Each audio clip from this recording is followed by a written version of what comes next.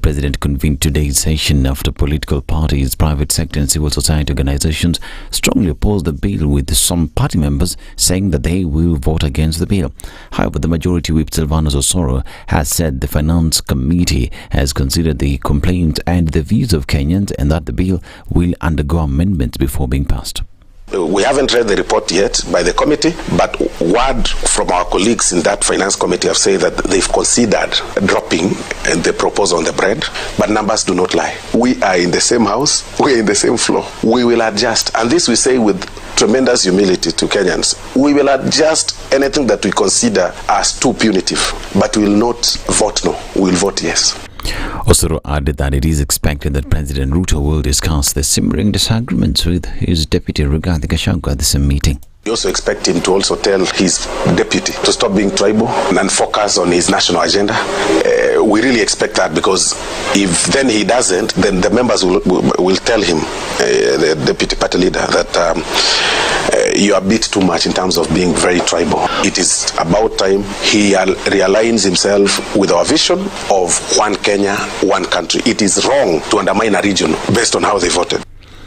Jubilee Secretary General Jeremiah Kioni has announced that the party has given directions to party members when voting for the 2024-2025 finance bill. The MPs have been directed to oppose the bill. It is not the party you are defying. You are showing contempt. You are being contemptuous to the people who voted for you. They have rejected the bill.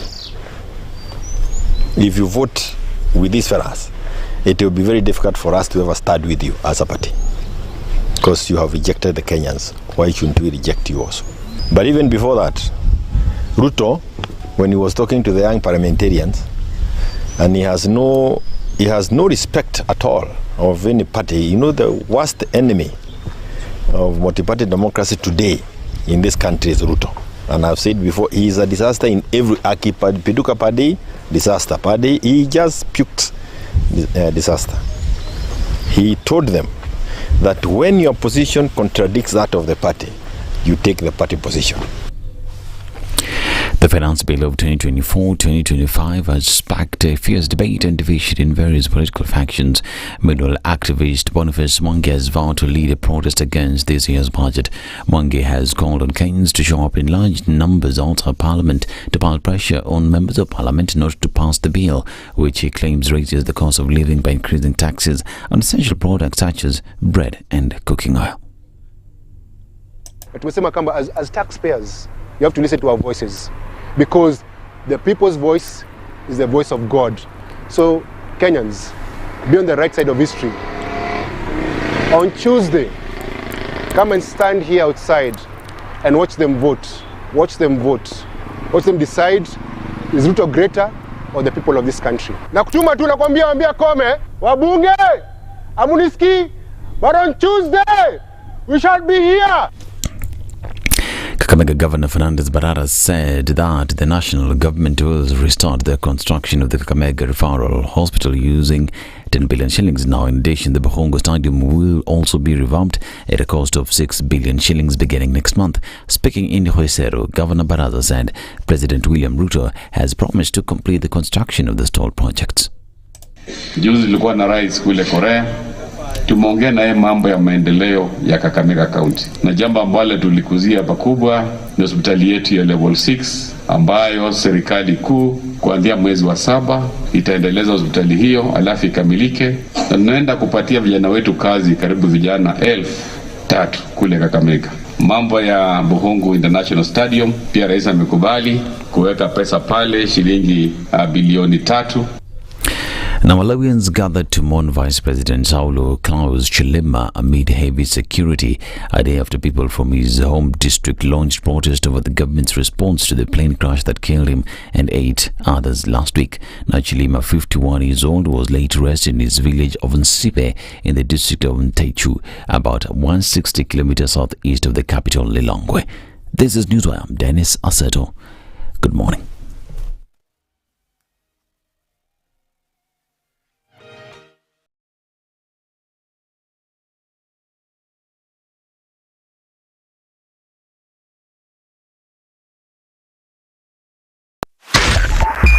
.5 Spice FM, Kisumu. The following takes place from 6 a.m. to 10 a.m. every weekday on SpiceFM. When you're impeached, you're impeached. When you're sentenced, you're sentenced. Madam Chief Justice. Until the sentence is set aside. Ukibeba vitu kwa roho utakufa. If you carry things in your heart, you will die. The reason for which you went to school and then gathered experience, that reason must be paid for. All right. Oh, okay. This level. Shape up or ship out. Levels don't change. No. It's about shipping out. You're my business partner here. Shipping out. Are we talking about the ship in the bathtub? Or the ship man. One of Talabu used to tell us a story of they were in school and they'd been told to write composition about a ship. His classmate raises a hand. Teacher, are you talking about a ship or a ship goat?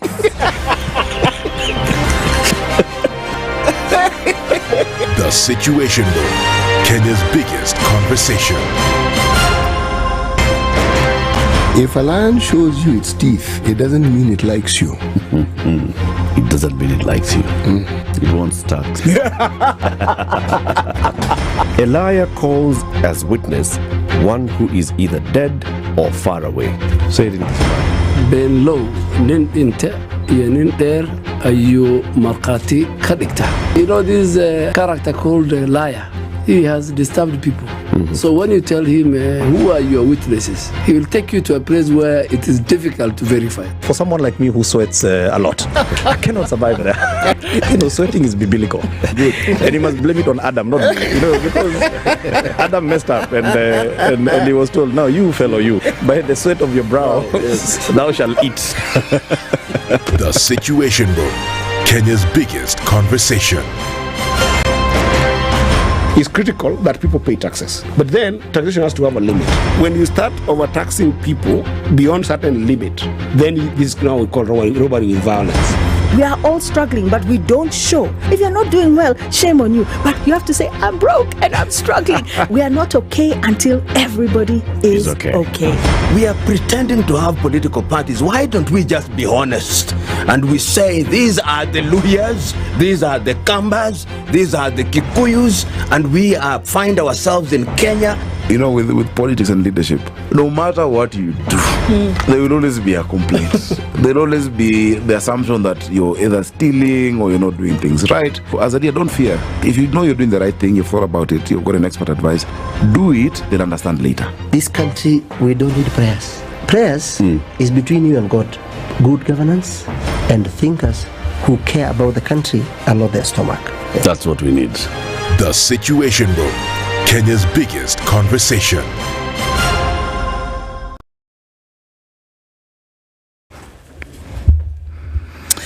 good morning and welcome to It's Tuesday. All right, what's happening on the streets this morning? Some traffic starting to build here and there, but I think we're still in early times in terms of what this all looks like. We're coming through the morning with a little bit of traffic starting to build on the Thika Superhighway, getting into the city this morning, and it's a bit heavy as you come through towards then the Pangani underpass.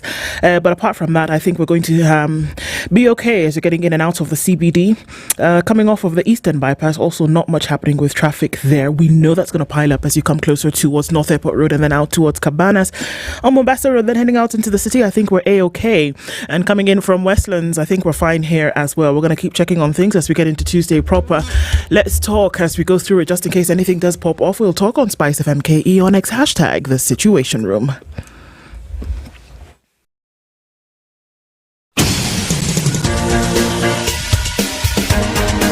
This is The Situation Room, the home of hard-hitting political commentary and penetrating insights about the state of the nation. This is a talk radio experience like no other. The Situation Room, a place for hard truths, debates, and elevated conversations. The Situation Room, witty, political, engaging, deep, controversial. In the room, we have C.T. Muga, researcher, academic, seasoned political observer, a fountain of wisdom in these politically uncertain times. Ndu Oko, Nigerian by birth, Kenyan by choice, communications expert, Pan-Africanist, a truth seeker and believer in people power, and Eric Latin, agent provocateur, the man in the chair, seasoned journalist, news hound, a man who believes in punching up, not down. This is the Situation Room, the only way to start your day. It is 10 minutes after 6 o'clock, and good morning to you on this 18th of June 2024. It's June 18th, and here we are, and coming into the first day of the week. Thank you very much for yesterday, because that meant that you were here, we were not, taking a holiday, and again, just Eid Mubarak. And here we are this morning. Siti, good morning. Good morning, Do. How are you? I am very well, thank you. Okay. And how are you? I'm fine. Today, I've woken up with music. I've decided, you know what? I shall make my own. And I've just decided been singing. the hills are alive. The hills are alive with the sound of music. With songs they have sang. For 1,000 years. Hey, I'm telling you. Well, anyway, so here we are. Yesterday was a day off. Quite different kind of thing, isn't it? But we're here all the same. Glad to be here. Eric Latif away for a couple of days, and in that meantime, the show will go on, and here we are to continue with that. We've got some interesting conversations lined up for today, and a lot of stuff going on. The mood of the nation cannot be ignored. There are many things that are happening at the same time, and we know that people are very involved in what concerns their lives. So we're going to wait and see how the day goes, and we'll just be here talking through some of those matters. So let me tell you some of the things that we'll be discussing today. Shall we do that? All right. So at 7 o'clock, we'll be having a conversation around land rates with Nairobi City County. Charles Karich will be here with us, and he's the CEC Finance and Economic Planning. And so the county's waiver on land rates is still there. There's a deadline. So we'll be talking about that today with Charles Karich at 7. All right. And then at 8 a.m., we'll be having a conversation around public participation and strategic litigation that is actually being brought up against that. And two people will be with us here. Carolyn Gaita is the Executive Director of Mzalendo Trust, and she'll be joined by Philip Gishana, who is the Policy Director, Africa Global Financial Integrity. And we'll be having that conversation at 8. Public participation seems to have, chalked up a few rungs over the last couple of weeks, and folks are very involved in what's happening. Let's see how we can ramp that up a little bit more. Finally, we're going to have a conversation at 9 o'clock with Dr. Danvas Makori. No stranger to the Situation Room. He's a commissioner in the National Cohesion and Integrity Commission, and we will be talking about countering hate speech on the International Day of Countering Hate Speech, which is today. So that conversation comes in at 9 o'clock. So, jam-packed and ready to go today. So, as we get into that, Karibu Sana, we're going to take a break and look at what's happening with the weather. I can see everybody is clocking in this morning. We'll say hello to you, and you say hello to us. Tell us where you're tuned in from this morning as we get into it today. Let's do it. Salsa.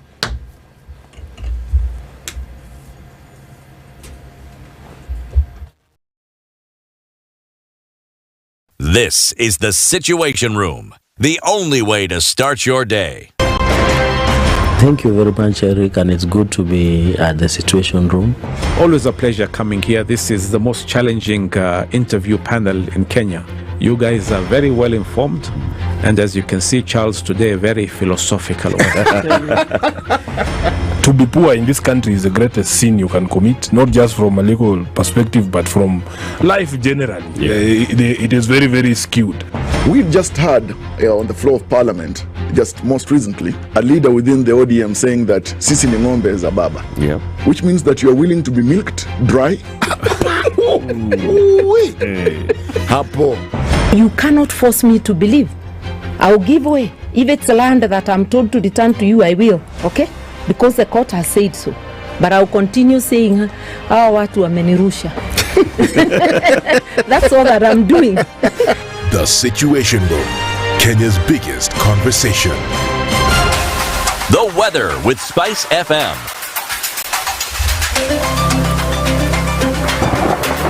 12 degrees and mostly clear conditions in Nairobi. We'll see highs of 25 and back down to lows of 12. 13 will be the low in a clear Nakuru. going to highs of 25, and it's 12 and clear in Nyeri with highs of 23. We'll see highs of 24 in a mostly clear Eldoret at 14. Looking into a mostly cloudy Mombasa at 25 with highs of 31. We'll see lows of 24, while Malindi will see lows of 25 going to highs of 30. Into Kisumu, where it's clear at 18, highs of 28, and Kakamega will go to highs of 28, where it's currently clear at 16 down to lows of 15. Kampala is clear at 17, highs of 28, while Dar es Salaam at 25 is mostly cloudy going to highs of 30 and lows of 24. It's 9 degrees and partly cloudy in Johannesburg, going to highs of 20 and lows of 7, while into a sunny Mogadishu through Tuesday, it's 25 degrees going to highs of 31, 11 degrees and mostly sunny in Addis Ababa with highs of 21, while Lagos is clear at 26, we'll see highs of 31. It's clear at 20 in Kinshasa, highs of 30. And we're looking into a sunny Beijing at 34 Tuesday afternoon with highs of 38 and lows of 26. It's 15 and cloudy in Paris, highs of 24, and London at 14 is mostly cloudy, will go to highs of 21. We'll round things out in New York, where on Monday night it's 23 degrees coming into Tuesday, highs of 28 and lows of 21. Mature, intelligent talk every morning. Spice up yourself.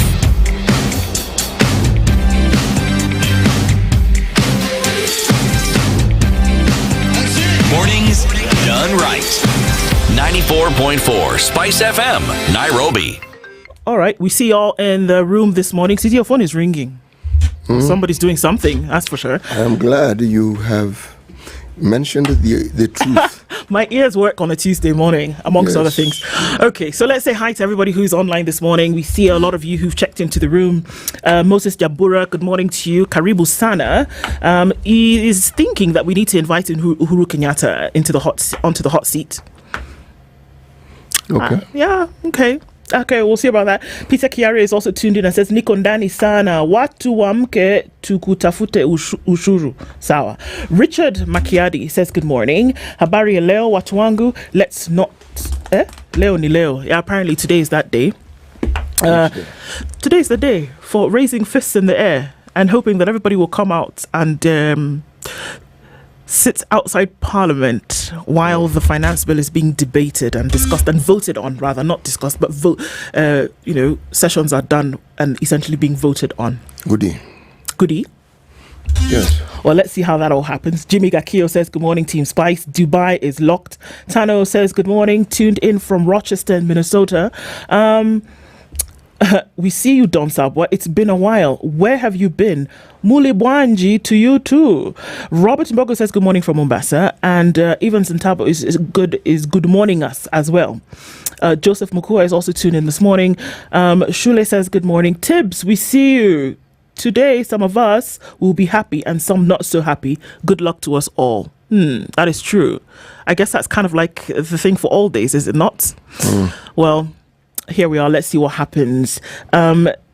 Yes, the Celtics won the NBA Finals. We know that was a fantastic show. They were everybody thought they were the underdogs, but go Celtics, go green.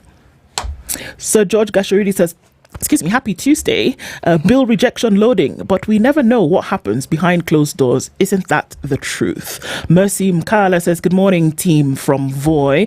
Ogecha Dennis is tuned in this morning. One Mike says, good morning and happy Occupy Bunge Day. It's a day. I like the sound of that. Happy Occupy Bunge Day. Occupy Bunge Day. That's it. What we're looking at today. George Okoth says, good morning to everybody watching in from Miami in Florida. We are very proud of you guys. Thank you very much, George. That's really great to hear, and just really that encouragement is fantastic.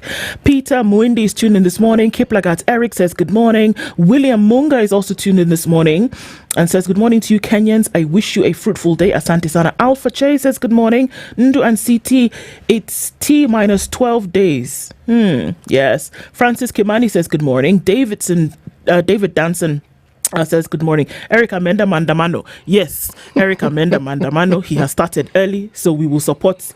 Is it not? Yes. Alfred Mwagandi is tuned in this morning from Buru. Robinson Kisera is tuning from Hong Kong and says, good luck to all my fellow Kenyans. This suffering with the finance bill is real. So everybody's on that tip this morning. Really good to have you guys on the show today, wherever you're tuned in. If you're tuned in terrestrial or on our streaming platforms, the live stream is up, as you can see, and we can see all of you here, wherever you're tuned in from our online platforms as well. Sky Garden and the rest, thank you for being here every morning as usual. Karibu Sana. This week, our proverbs come from a country. Okay. The Republic of Mauritius.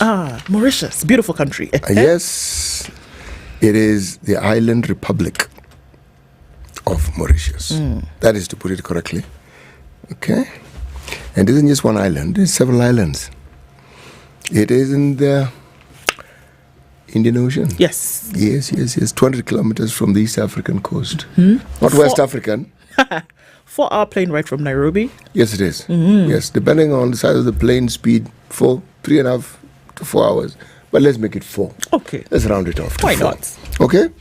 A capital city. Oh, you want me to say? I'd like you to guess. Port Louis. Yes, you are quite right. It's written Port Louis, but clearly it's pronounced Port Louis. Yeah. Let me just mention so that we understand when we say the islands of the Republic, because it isn't one island. There are other islands. There's Rodriguez, that's an island that forms part of Mauritius. Yep. The Agelega, that's what it's called. Lega. Yes, and then St. Brandon. Okay, these islands form Mauritius. Just so that we understand. But it's like a small island called Reunion. I'm sure the French would not pronounce it as Reunion. Do you want me to pronounce it? Please. Reunion. See, that's the one I meant. All right. It's actually considered a French overseas department. Okay, but it also forms. Yes, it is. It is. CT. Literally everything that is consumed on that island comes from France. Bread, toothpaste. Everything comes in every week from France. They manufacture nothing.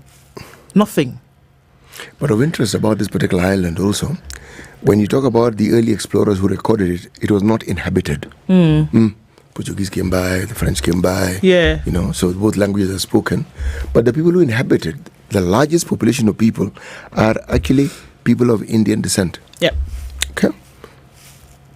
Followed by what we call the Creole, then the Chinese. Interesting. Let me mention the day's proverb. Alrighty. All right? Okay. The cleverness of one alone is a shallow well that soon dries up. This is a proverb I've mentioned before. And I'm repeating it deliberately because I want to repeat it. The repetition, I don't think, is a bad thing. I think it's necessary sometimes. It's for emphasis. My goodness. Yes. The stupidity of who? No. Sorry. The cleverness of one alone is a shallow well that soon dries up. Yeah. It's never just about you, man. No, it's about, not about you. Never just about you.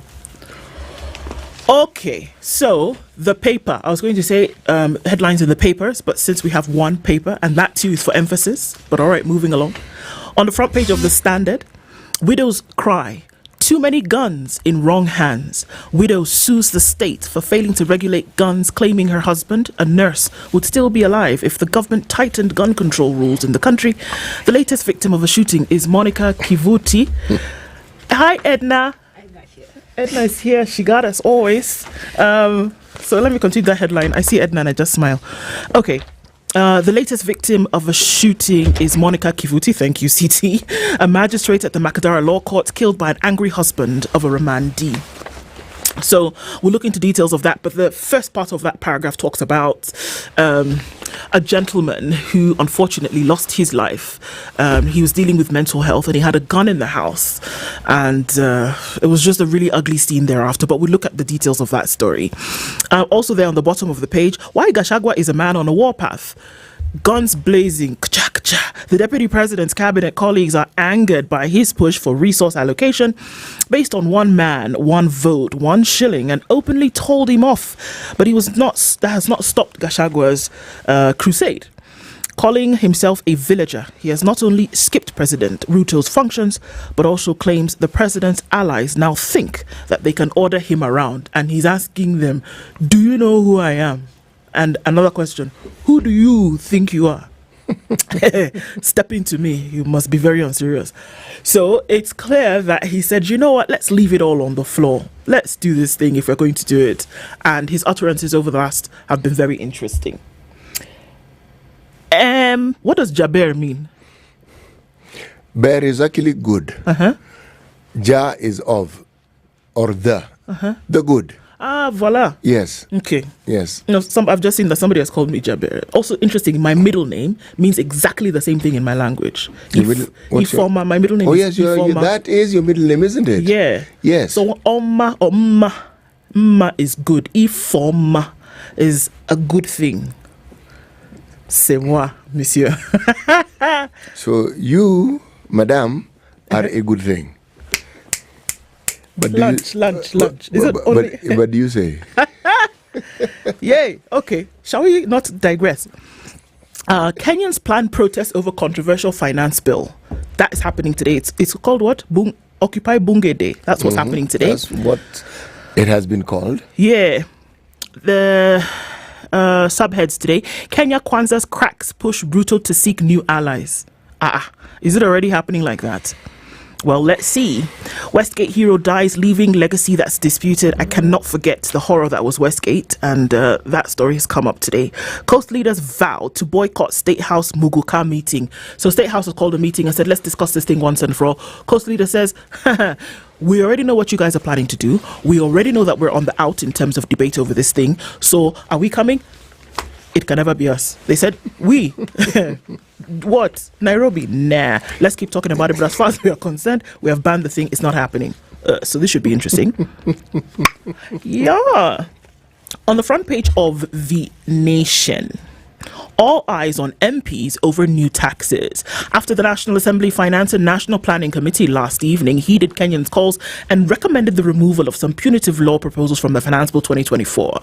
So it is seen that they've bowed to pressure. And so one then asks, what then does public participation or citizen governance actually mean? And some would say this is exactly what it means when you remove some of the things. The focus will be on the House today as the bill is tabled for a second reading. But even as the team presents its report, MPs still will have to vote for the changes to take effect. The question is, will they listen to the people? You know of a man called Johnson Muthama? Okay. Yes. He has a new stance. He's the former chairman of President Ruto's party.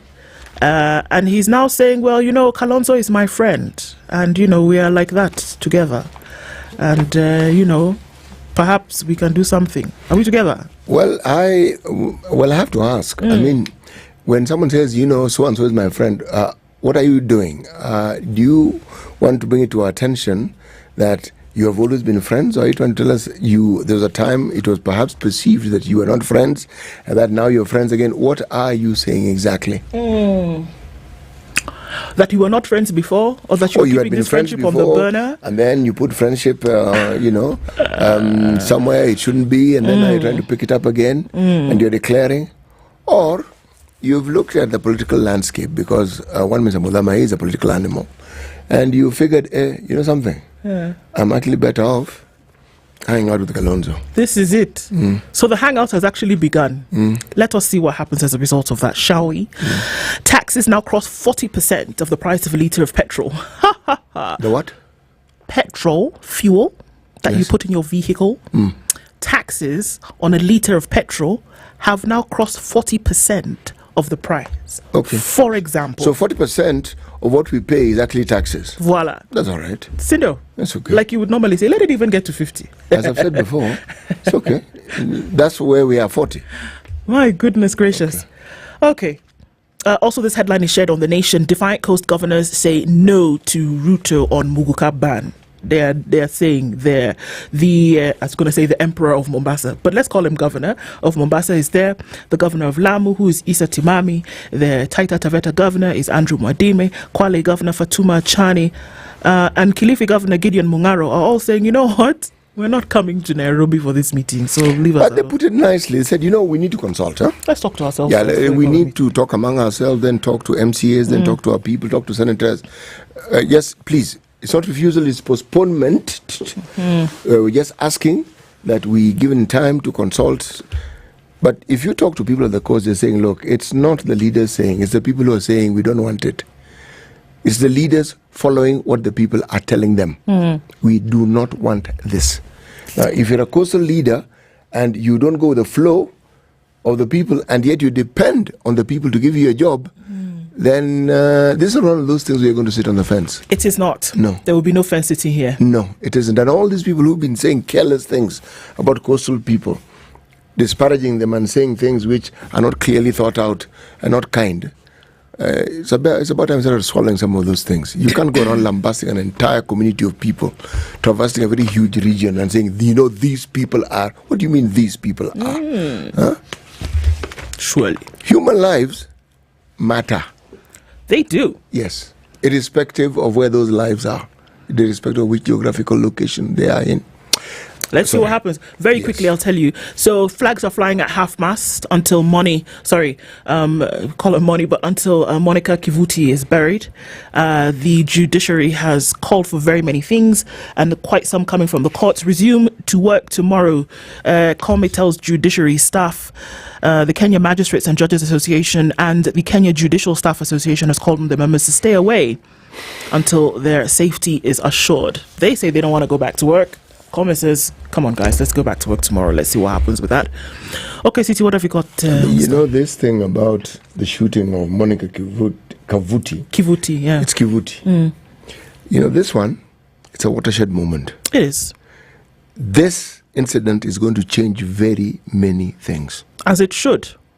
Because, anyway, we'll look at it later. Bang in the middle of the paper. Actually, let's start with the top right-hand corner in teal green. Free copy of the Star in my Gov. Today is Tuesday. Yeah. Okay? Then 30 years instead of death for a man who killed his brother. A man who led a mob of 8 people into beating his stepbrother to death got a reprieve after the court removed him from the death row and gave him a 30-year jail term. Okay? This gentleman is called Justice Baraza. He led 3 of his brothers, mother, and 4 others to storm the home of Patrick Opanga. This is madness. But it's utter madness. Flashy politicos splurge millions in fundraisers. They're referring to a clique of youthful politicians engaged in unprecedented money splurging spree. No, it's not unprecedented. We've had it before. We have.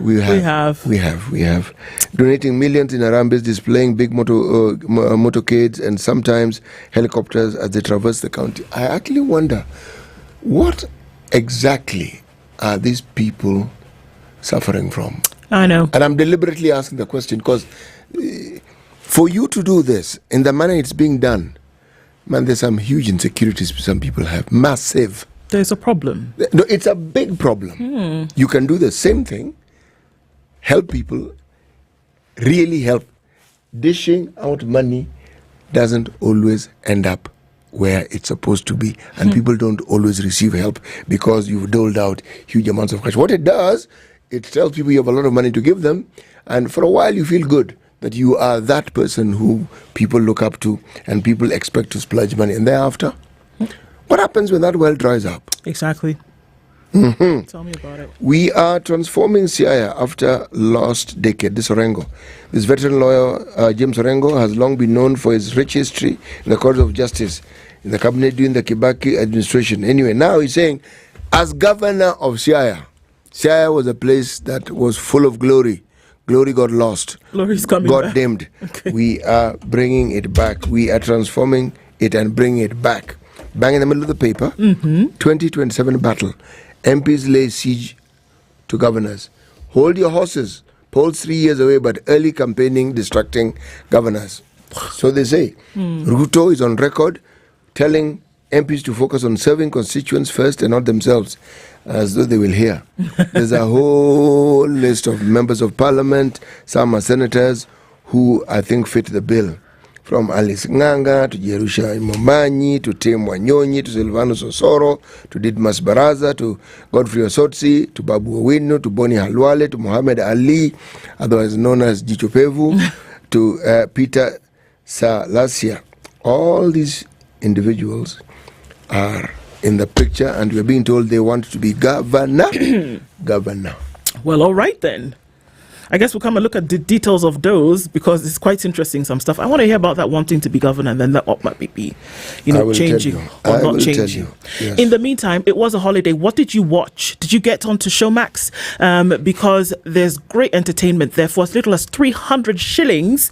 Every month you have an opportunity to watch your favorite series, great movies there, your documentaries, and also the Euros have started, and there's some scintillating football going on already. Spain in the running, Croatia also doing the thing. Where will you be watching the Euros? Well, on your mobile for as little as 500 shillings a month, Showmax says you can watch all the matches live, and also watch on some great fan content and analysis. It's Africa's upgraded streaming platform, and you can get on that on any of your apps, Google App Store or Apple Play Store, and find out there how you can also download on www.showmax.com. Everybody, shika Showmax.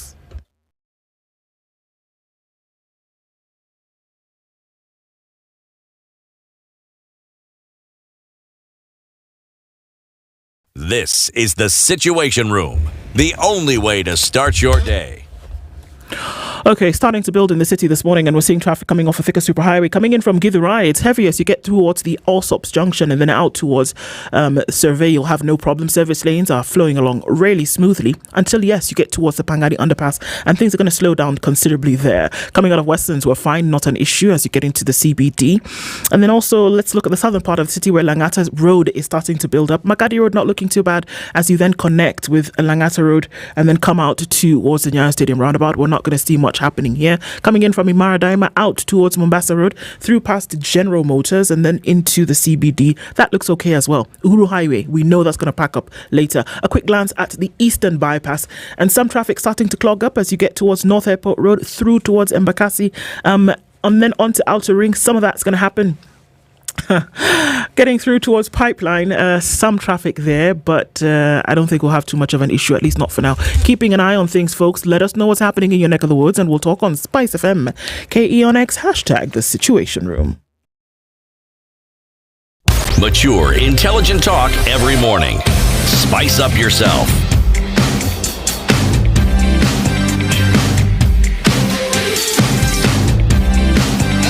Mornings done right. 94.4 Spice FM, Nairobi. Okay, looking into some details there. It's 23 minutes to 7 o'clock. See that story about who want to be governors and not happening because what? Well, this one is a story which is on page 4 and 5. MPs fight governors in succession war. That's the headlines, okay?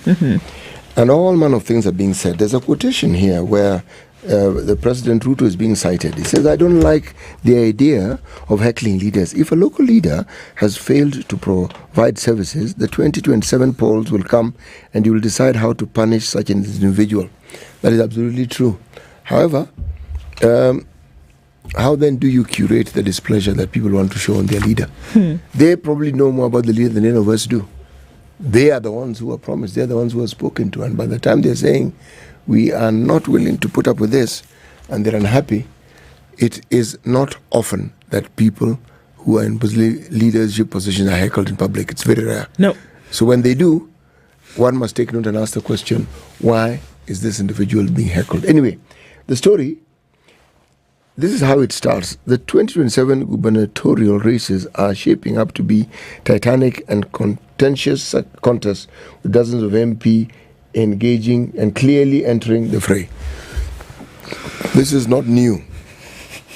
This is actually not new. Campaigning within the moment you enter a new 5-year term, and seeking, to wish, it's not just the individuals I mentioned.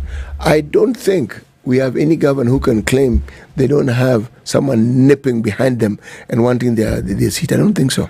No, I don't think so. I don't think so. It's open season. And everyone who is in a position of political position, and those who are not, who think that they can occupy those high seats, are many. Well, one, the governor's seat seems to have been, should we say, has acquired a notoriety for being very attractive because of the amount of money that counties get. But secondly, this is really an opportunity for those who vote to actually just use their senses and ask themselves a simple question. After we elect this individual, how are we going to hold them to account? Absolutely. It isn't a question of just look for someone good to elect. Most of the people who are elected present themselves as good. That's why they get elected.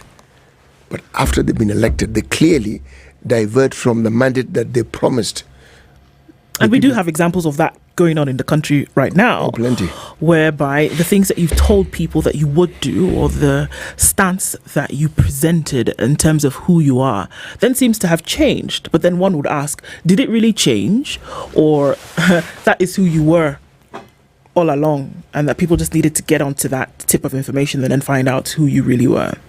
And when are you going to, when are progressive democracies essentially going to get to the place where an individual who comes and says, give me your vote and I will do this, is actually going to do that? And in the event that they do not, are the people politically woke enough, for lack of a better word, to actually hold these men and women to account and say, look, you told us you were going to do 1, 2, 3. Can we actually see you doing that? And in the event that you do not, then we hold our right as the sovereign to then take you out of that position. And I think that is what progressive and mature governance is all about. It is being able to call you out and say, look, you did not do this, and we're not giving you another opportunity because the country waits for no man. We need to keep going. There's a question you've asked for the last 3 years, and I mean 3 years literally. I was keeping tabs.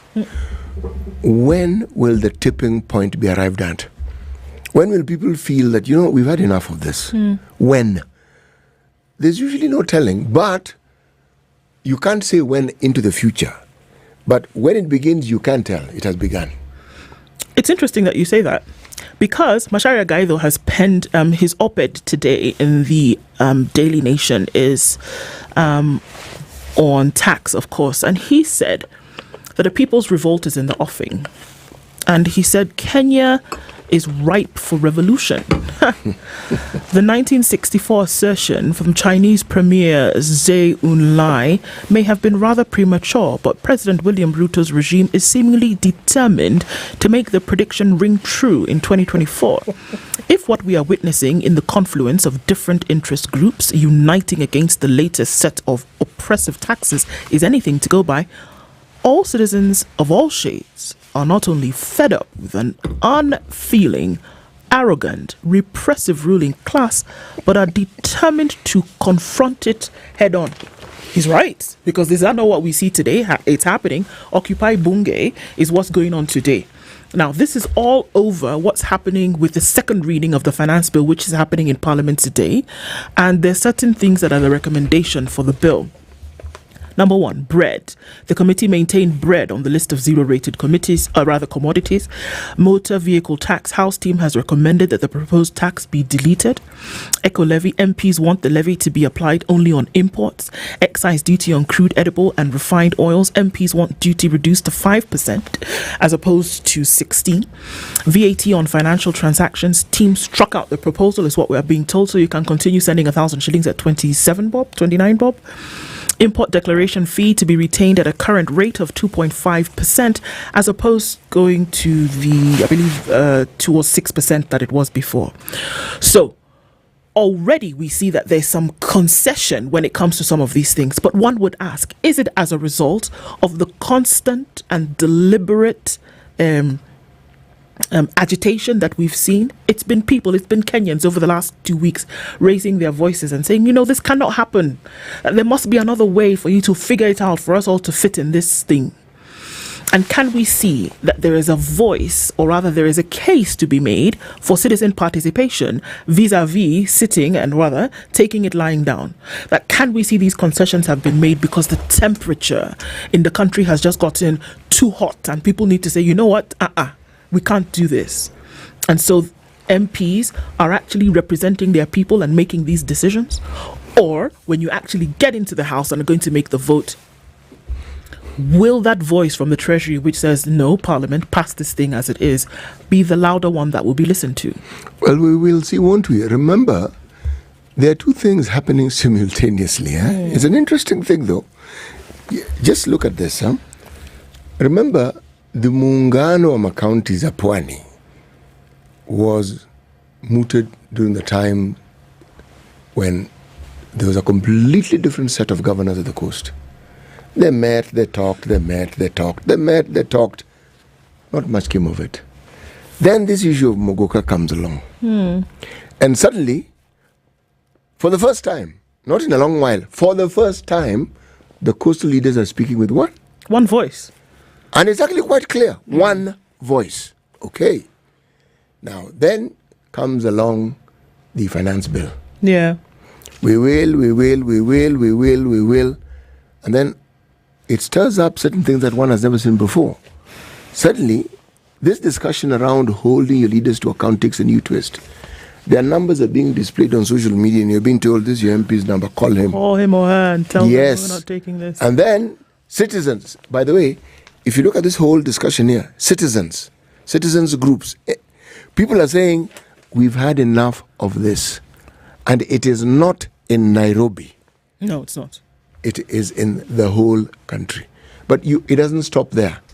Industry leaders are speaking out. Business leaders are speaking out. This hasn't happened before.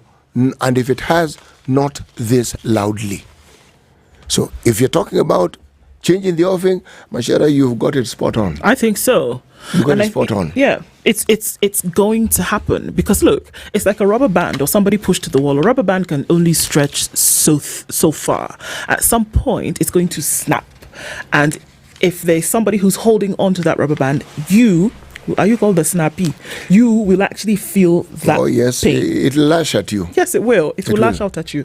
So the same thing with the people of Kenya or the people of any jurisdiction. You pull them too tight, they will lash out at you. They will snap, and you will actually feel that pinch. How far do you want to go? Is the question. How far are Kenyans ready to go? Now I can hear you say, freedom fighter. How far are Kenyans willing to go or ready to go to make sure that they, the sovereign, are actually protected by the people that they put in positions of leadership? The question that comes to mind, though, freedom fighter, is this. How long are those in positions of authority and power willing to continue being deaf and blind? How long are they going to be willing to give the distinct impression that they are not listening and they don't care about the people who actually voted them into office? Yeah. And do they think that the length of time they take will not have consequences? I dare say it will. It will. And the consequences may not favor them. That is the situation we find ourselves in. And this one does not require a prophet. It just requires someone to live in this country and to read the papers and to understand and to talk to people. That's where we are. Do you hear of any leaders leading this discussion? Not really. Do you hear political leaders? No. The voices you hear over and over this is one of those very rare moments where you're saying you can hear the people's voices. You can actually hear the people's voices, and I love for such a situation, I must be honest. Righto. Over to you. Over to me. My goodness gracious me. All right. Let's talk about James Orengo, shall we? Okay. James Orengo, page 18. What is it that James Orengo is promising Siaya? What is it that he's saying that Siaya once was and it no longer is? See, this is a subject of debate, and the question is he saying something that is unusual? Is he saying something that other governors before him have said in different jurisdictions? Well, I guess a governor must say something. A governor must say something. Okay? He lists the blue economy, farming, education, and just government priorities. Now, this is a man who's been around the block a couple of times. And one would argue that when he says something, he must know what he's talking about. But how will he get it done? And when he gets it done, how will we know he has gotten it done? What will be the markers? What is it that we will be able to look at and say, well, the governor has got this particular one right? See, at the end of the day, the thing about promises and the things about development projects, they are not among the things you can speak of as being invisible to the naked eye. They are things you can actually see. True. So what one can say under these circumstances is we will wait and see. And as we're waiting and seeing, we wish you the best of luck, because what you say you want to do, Governor Orengo, is the same thing other governors in all the counties of this country keep telling us in different words. And we are hoping that other governors will seek to do good by the people who actually did what? Elected Who actually elected you. Yes. That is the hope and that's the prayer. Something happened, and I must point it out. Okay. This is the sports page on page 40 of the Standard. There's a group of young ladies in this country who like playing football. And they're called junior starlets. They did something wonderful, magnificent. Something stupendous. They actually qualified for the World Cup. The Women's World Cup? Oh, yes. Oh, Kenya joins Nigeria, Zambia as Africa's representatives at World Cup. I love it. Junior starlets, the pride of all Kenyan football.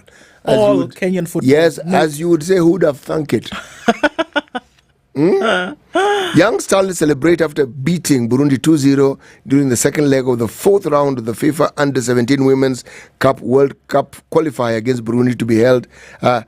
My goodness, this one is wonderful. It is. I think that's a great thing. Things to be celebrated, indeed. Fantastic. We have shown what is possible with determination and support. The team is a beacon of hope and a sign that we can achieve much more. The world is watching, and we're ready to make our mark. This is a quote from Mildred Cheche, who's the Junior Starlets head coach. Well done, Starlets. Indeed. Fantastic. Yes. Chapeau. Now, page 8 and 9 of the Standard this morning are going through things that have happened with, shooting and guns over the last 1 week or 2 weeks. Let me start with the widow of a nurse shot dead at work sues the state over gun rules. Now, on the morning of December 8, 2017, so this was many years ago, Faustine Mwadilo left his home for work at the Chiroma Lane Medical Center. He was 46, taking care of a psychiatric patient at the hospital. His wife, Doreen Akinyi, and 2 children hoped to see him back home in the evening, as it was the norm. However, their morning parting rituals, a kiss and a warm hug, were the last. Unfortunately, he was killed at his place of work. He was shot dead in the head at close range by a psychiatric alcohol disorder patient who he was attending to. His widow now claims the government is negligent to regulate firearms use and close monitoring persons who are licensed gun holders. Akinyi has sued the Firearm Licensing Board, Ministry of Interior, Inspector General of Police, and Attorney General, arguing that it was absurd for a person who was mentally ill to be allowed to hold a gun license. The case was filed before the High Court by lawyer John Wariri. She is of the view that dozens of Kenyans are either maimed or killed in cold blood by those who misuse firearms. And I quote, "My husband was the breadwinner. Following the event, I face extreme difficulties to put food on the table, providing housing and education to the 2 children." She wants the court to determine that issuing a firearm license to a mentally unfit person is a violation of the Constitution. So she's dealing with that on one end. She's been left, obviously, the death of her husband made her a widow, and she's been left with her 2 children to fend for. But beyond that, she's saying, my husband is gone. However, why is it that we are allowing firearms then to be licensed to individuals whom we've already pre-established are mentally ill? One side. Last week, unfortunately, Monica Money, as she was referred to, leaves behind a family, a budding career, and broken heart. She had a 4-year-old daughter, an 18-month-old baby, and 1 older child of 8. Exactly 1 month from now, Monica Njoki Kivuti Kangata would have celebrated her 11th anniversary as a resident magistrate, having joined the judiciary on the 17th of July 2013. However, her promising career was tragically cut short, and her life ended in a gruesome murder. Beyond the headlines and rhetoric from top state officials, this grief is personal. Kivuti, 46, was a mother of 3, including an 18-month-old toddler. Nothing could be as devastating. A young baby sleeping without the warmth of her mother. This could be any of us. We need to reflect on this issue and ensure it never happens again. This is according to Caroline Kabucha, who is the registrar of the Magistrates Court, in an interview with The Standard. Now, of course, it goes on to talk about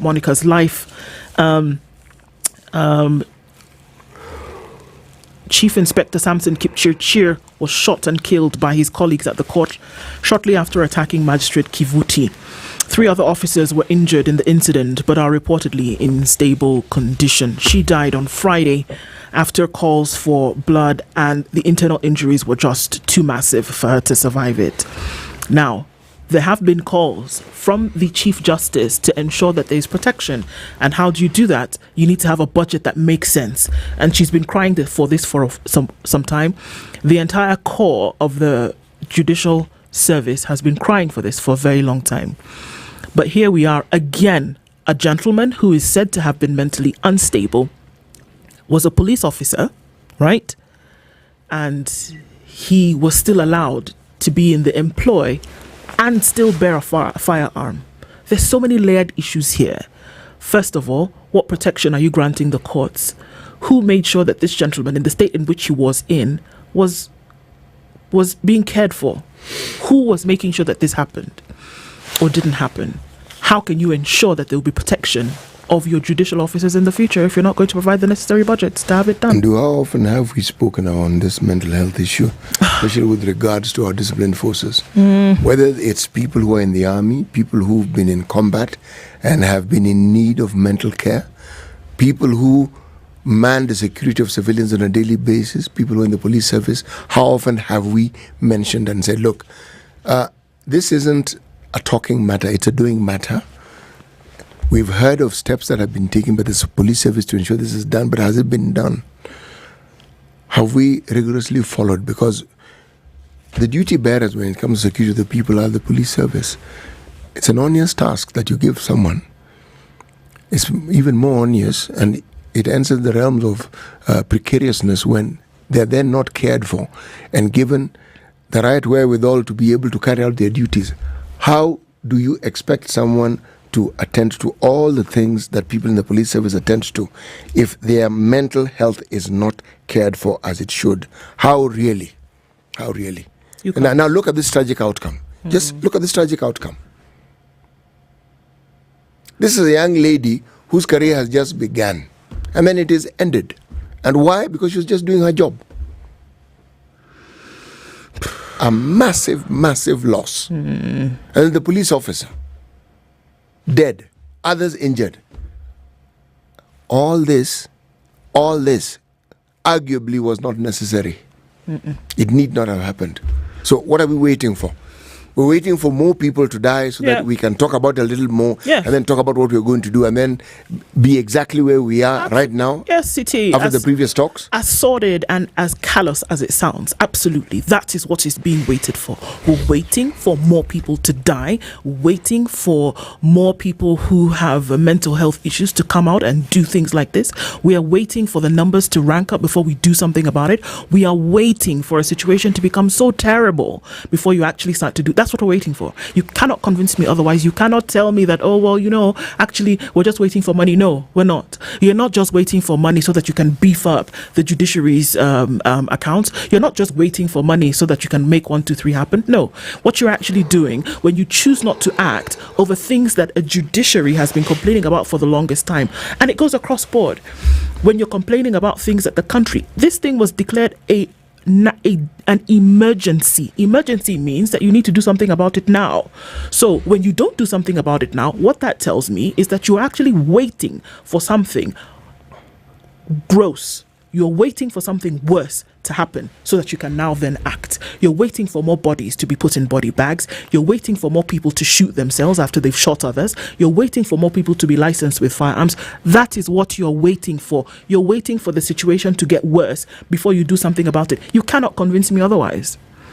Well, because if you could, I would see that you're doing something and you're not. So that's actually what you're waiting for. So in reality, what you've said is actually true, because true insofar as you're talking about the tipping point and you're talking about the reality we have. But the other reality, which is even more bizarre, is that it'll get worse. There are those who study these things, and there are those who've actually led scientific experiments to determine some of these things.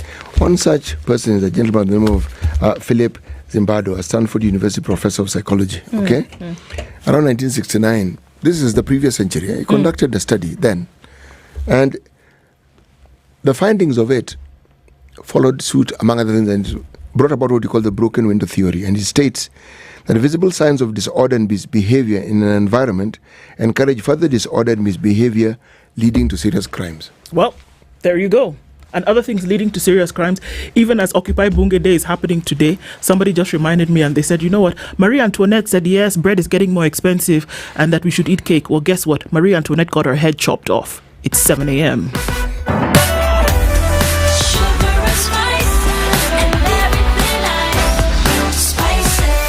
Spice up your life. It's now 7 a.m. Get effective relief from strong pain with Panadol Extra. Panadol. Relief starts here.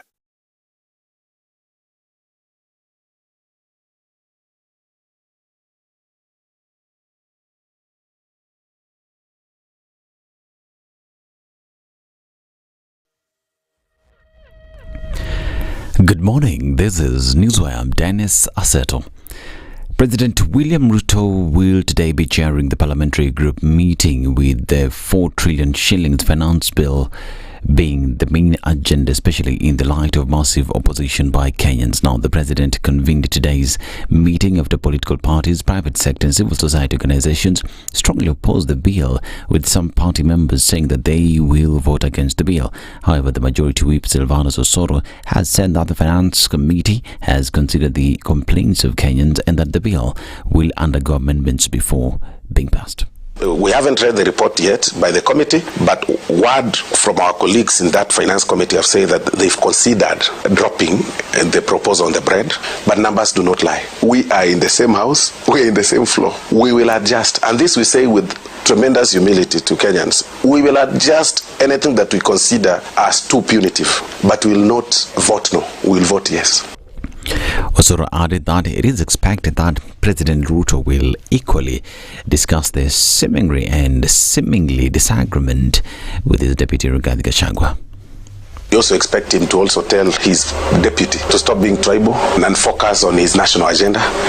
We really expect that, because if then he doesn't, then the members will tell him, the deputy party leader, that you are a bit too much in terms of being very tribal. It is about time he realigns himself with our vision of one Kenya, one country. It is wrong to undermine a region based on how they voted. This is activist Boniface Mwangi has vowed to lead a protest against this year's budget today. Now, Mwangi has called on Kenyans to show up in large numbers outside Parliament to pile pressure on members of Parliament not to pass the bill, which claims raises the cost of living by increasing taxes on essential products such as bread and cooking oil. Tumesema kama as taxpayers, you have to listen to our voices, because the people's voice is the voice of God.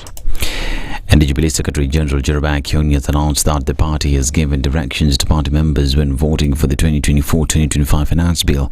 The appeals are being directed to oppose the bill, with those going against the proposals by the party being punished. It is not the party you are defying.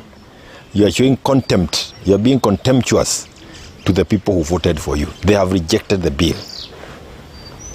If you vote with these fellas, it will be very difficult for us to ever start with you as a party, because you have rejected the Kenyans. Why shouldn't we reject you also? The Kenya Magistrates and Judges Association and the Kenya Judicial Staff Association have raised concerns about the safety of judicial officers in their line of duty. In a joint statement, the jury said that following the unfortunate shooting of Justice Monica Kivuti while hearing a case at Nairobi's Makadara courts, there needs to be prudent measures that ensure the safety of judges. Kivuti was shot in the chest and pelvic area by Chief Inspector Samson Kipchirchir Kipruto, the OCS of Londiani Police Station. She later succumbed to injuries at Nairobi Hospital. Now, the National Assembly Education Committee will today meet the Teacher Service Commission over the employment of 46,000 junior secondary school interns. TSC is also expected to appraise the committee on the status of promotions of teachers in 40s and 50s. Now, the meeting with MPs comes hot on the heels of a ruling by the Court of Appeal last week that put on hold plans to employ 46,000 intern teachers on permanent and pensionable terms. Justice Asika Makandia, Sankale Olekantai and Ngenya Macharia suspended the orders issued by the Employment and Labour Relations Court requiring THC to convert the internship to permanent and pensionable terms. The interns will have to continue working as interns until the case filed by the Nancy Macharia-led commission is heard and determined. And Malawians gathered to mourn Vice President Saulo Claus Chilima amid heavy security a day after people from his home district launched protest over the government's response to the plane crash that killed him and 8 others last week. Now, Chilima, 51-year-old, was laid to rest in his village of Nsipe in the district of Chetu, about 160 kilometers southeast of the capital Lilongwe. The evening before, crowds who said officials did not move quickly enough to mount a search and rescue mission when the military plane disappeared, blockaded the road and threw stones at vehicles in the funeral cortege as it arrived. This is Newswire. I'm Dennis Aseto. Good morning.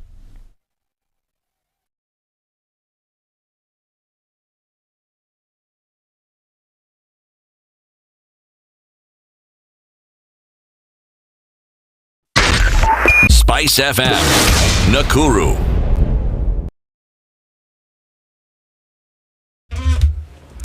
We're getting into traffic hour in a short while. At a few minutes after 7 o'clock, let's take a quick look at what's happening in the city. Coming off the Eastern Bypass real quick. Not much, actually. You're coming around towards Embakasi at that area, and it's going to slow down a little bit as you're coming from the Rai interchange there, and then through towards Outer Ring. So a little bit of traffic is going to spill over to Outer Ring, and then some of that is coming off Manyanja Road, heavy coming off Kangundo Road. In and outbound traffic on Kangundo Road is a bit of a pain in the neck, is it not? I know, but everybody's trying to get onto Outer Ring, go through towards the Thika Superhighway. We're seeing traffic coming in on the Thika Superhighway, just a little bit though. It's not going to be anything painful, at least not for now.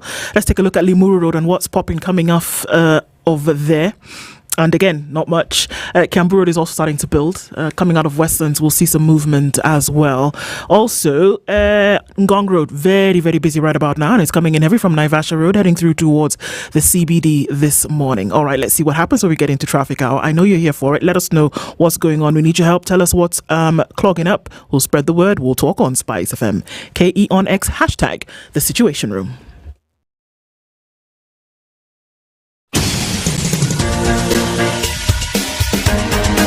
This is The Situation Room, the home of hard-hitting political commentary and penetrating insights about the state of the nation. This is a talk radio experience like no other. The Situation Room, a place for hard truths, debates, and elevated conversations. The Situation Room, witty, political, engaging, deep, controversial. In the room, we have C.T. Muga, researcher, academic, seasoned political observer, a fountain of wisdom in these politically uncertain times. Ndu Oko, Nigerian by birth, Kenyan by choice, communications expert, Pan-Africanist, a truth seeker and believer in people power, and Eric Latin, agent provocateur, the man in the chair, seasoned journalist, news hound, a man who believes in punching up, not down.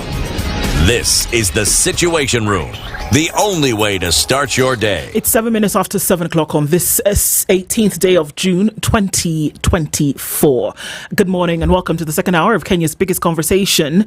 And as we get into it this morning, we're going to have an interesting one about the deadlines for your rates. Have you paid and you're living in Nairobi County? If you have not, the CEC will be here with us in a short while and we will be discussing that. Before we get into it though, how about I remind you that there's another deadline that's coming up. It's the 30th of June. And there's a big word that's being used here. It's amnesty, CT. Well, amnesty here refers to forgiveness. Okay.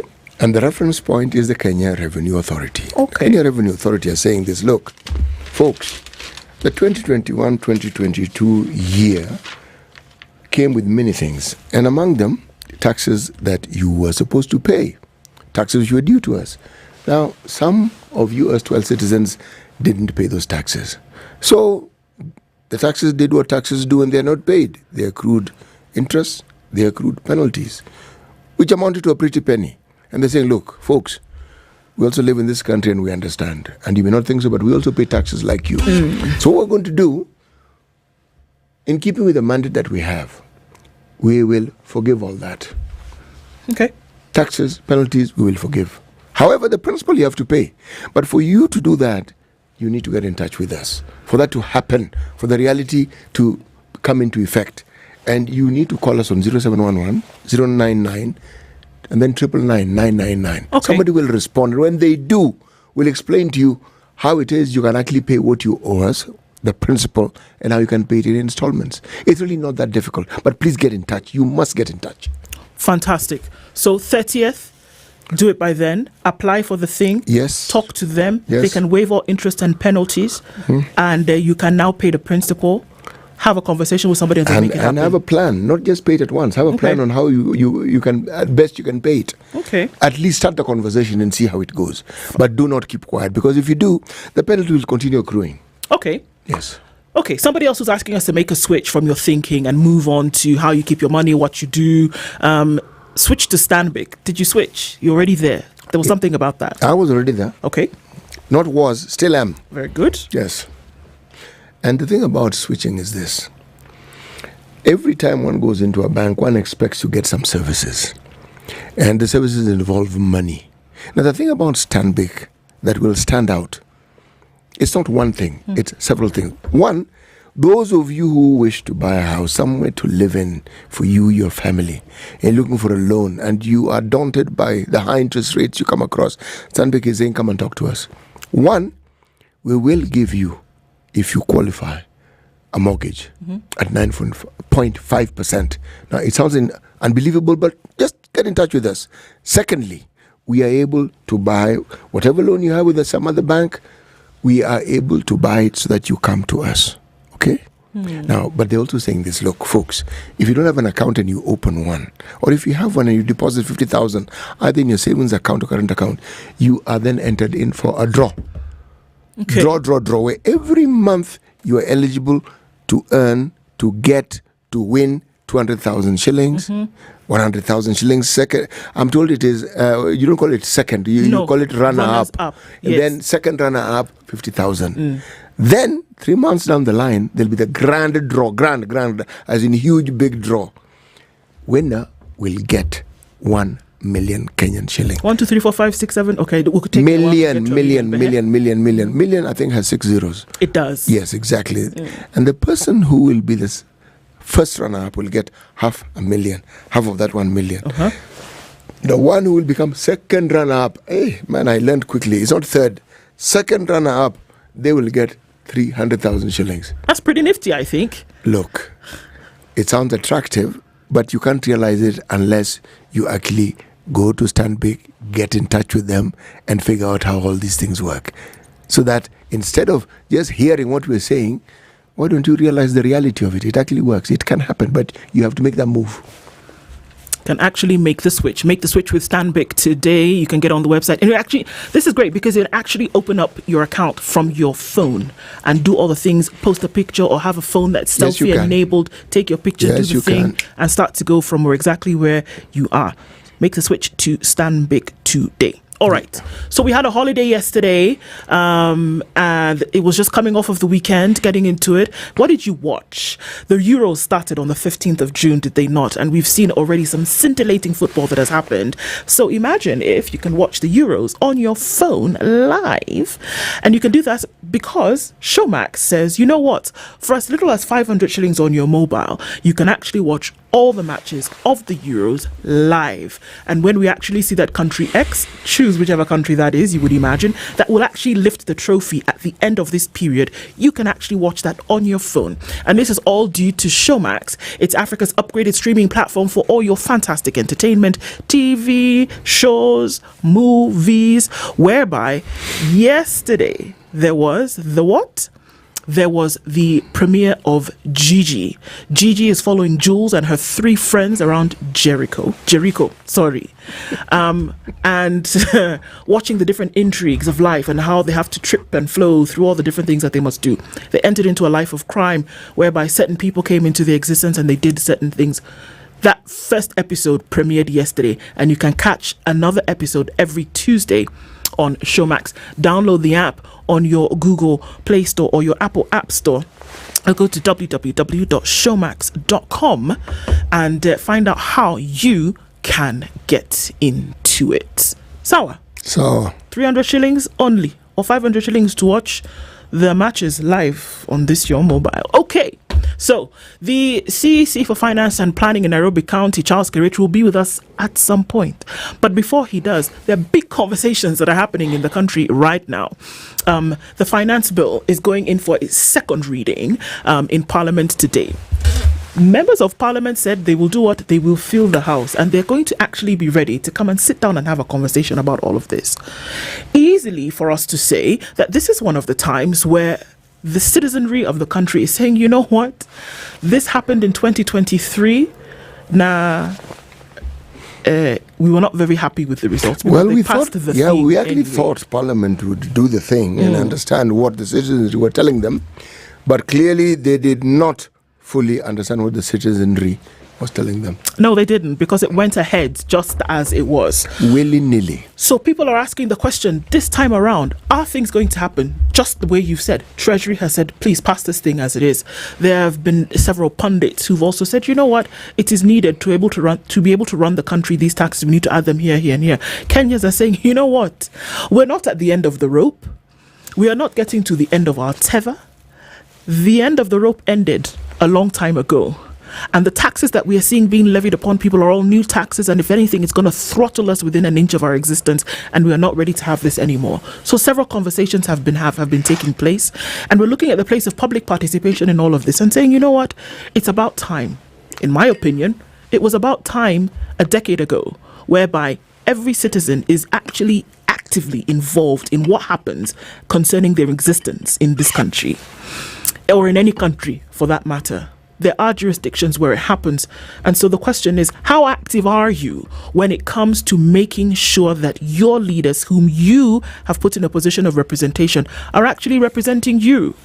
Have they coalesced around the common voice and said, you know what, this we need to do?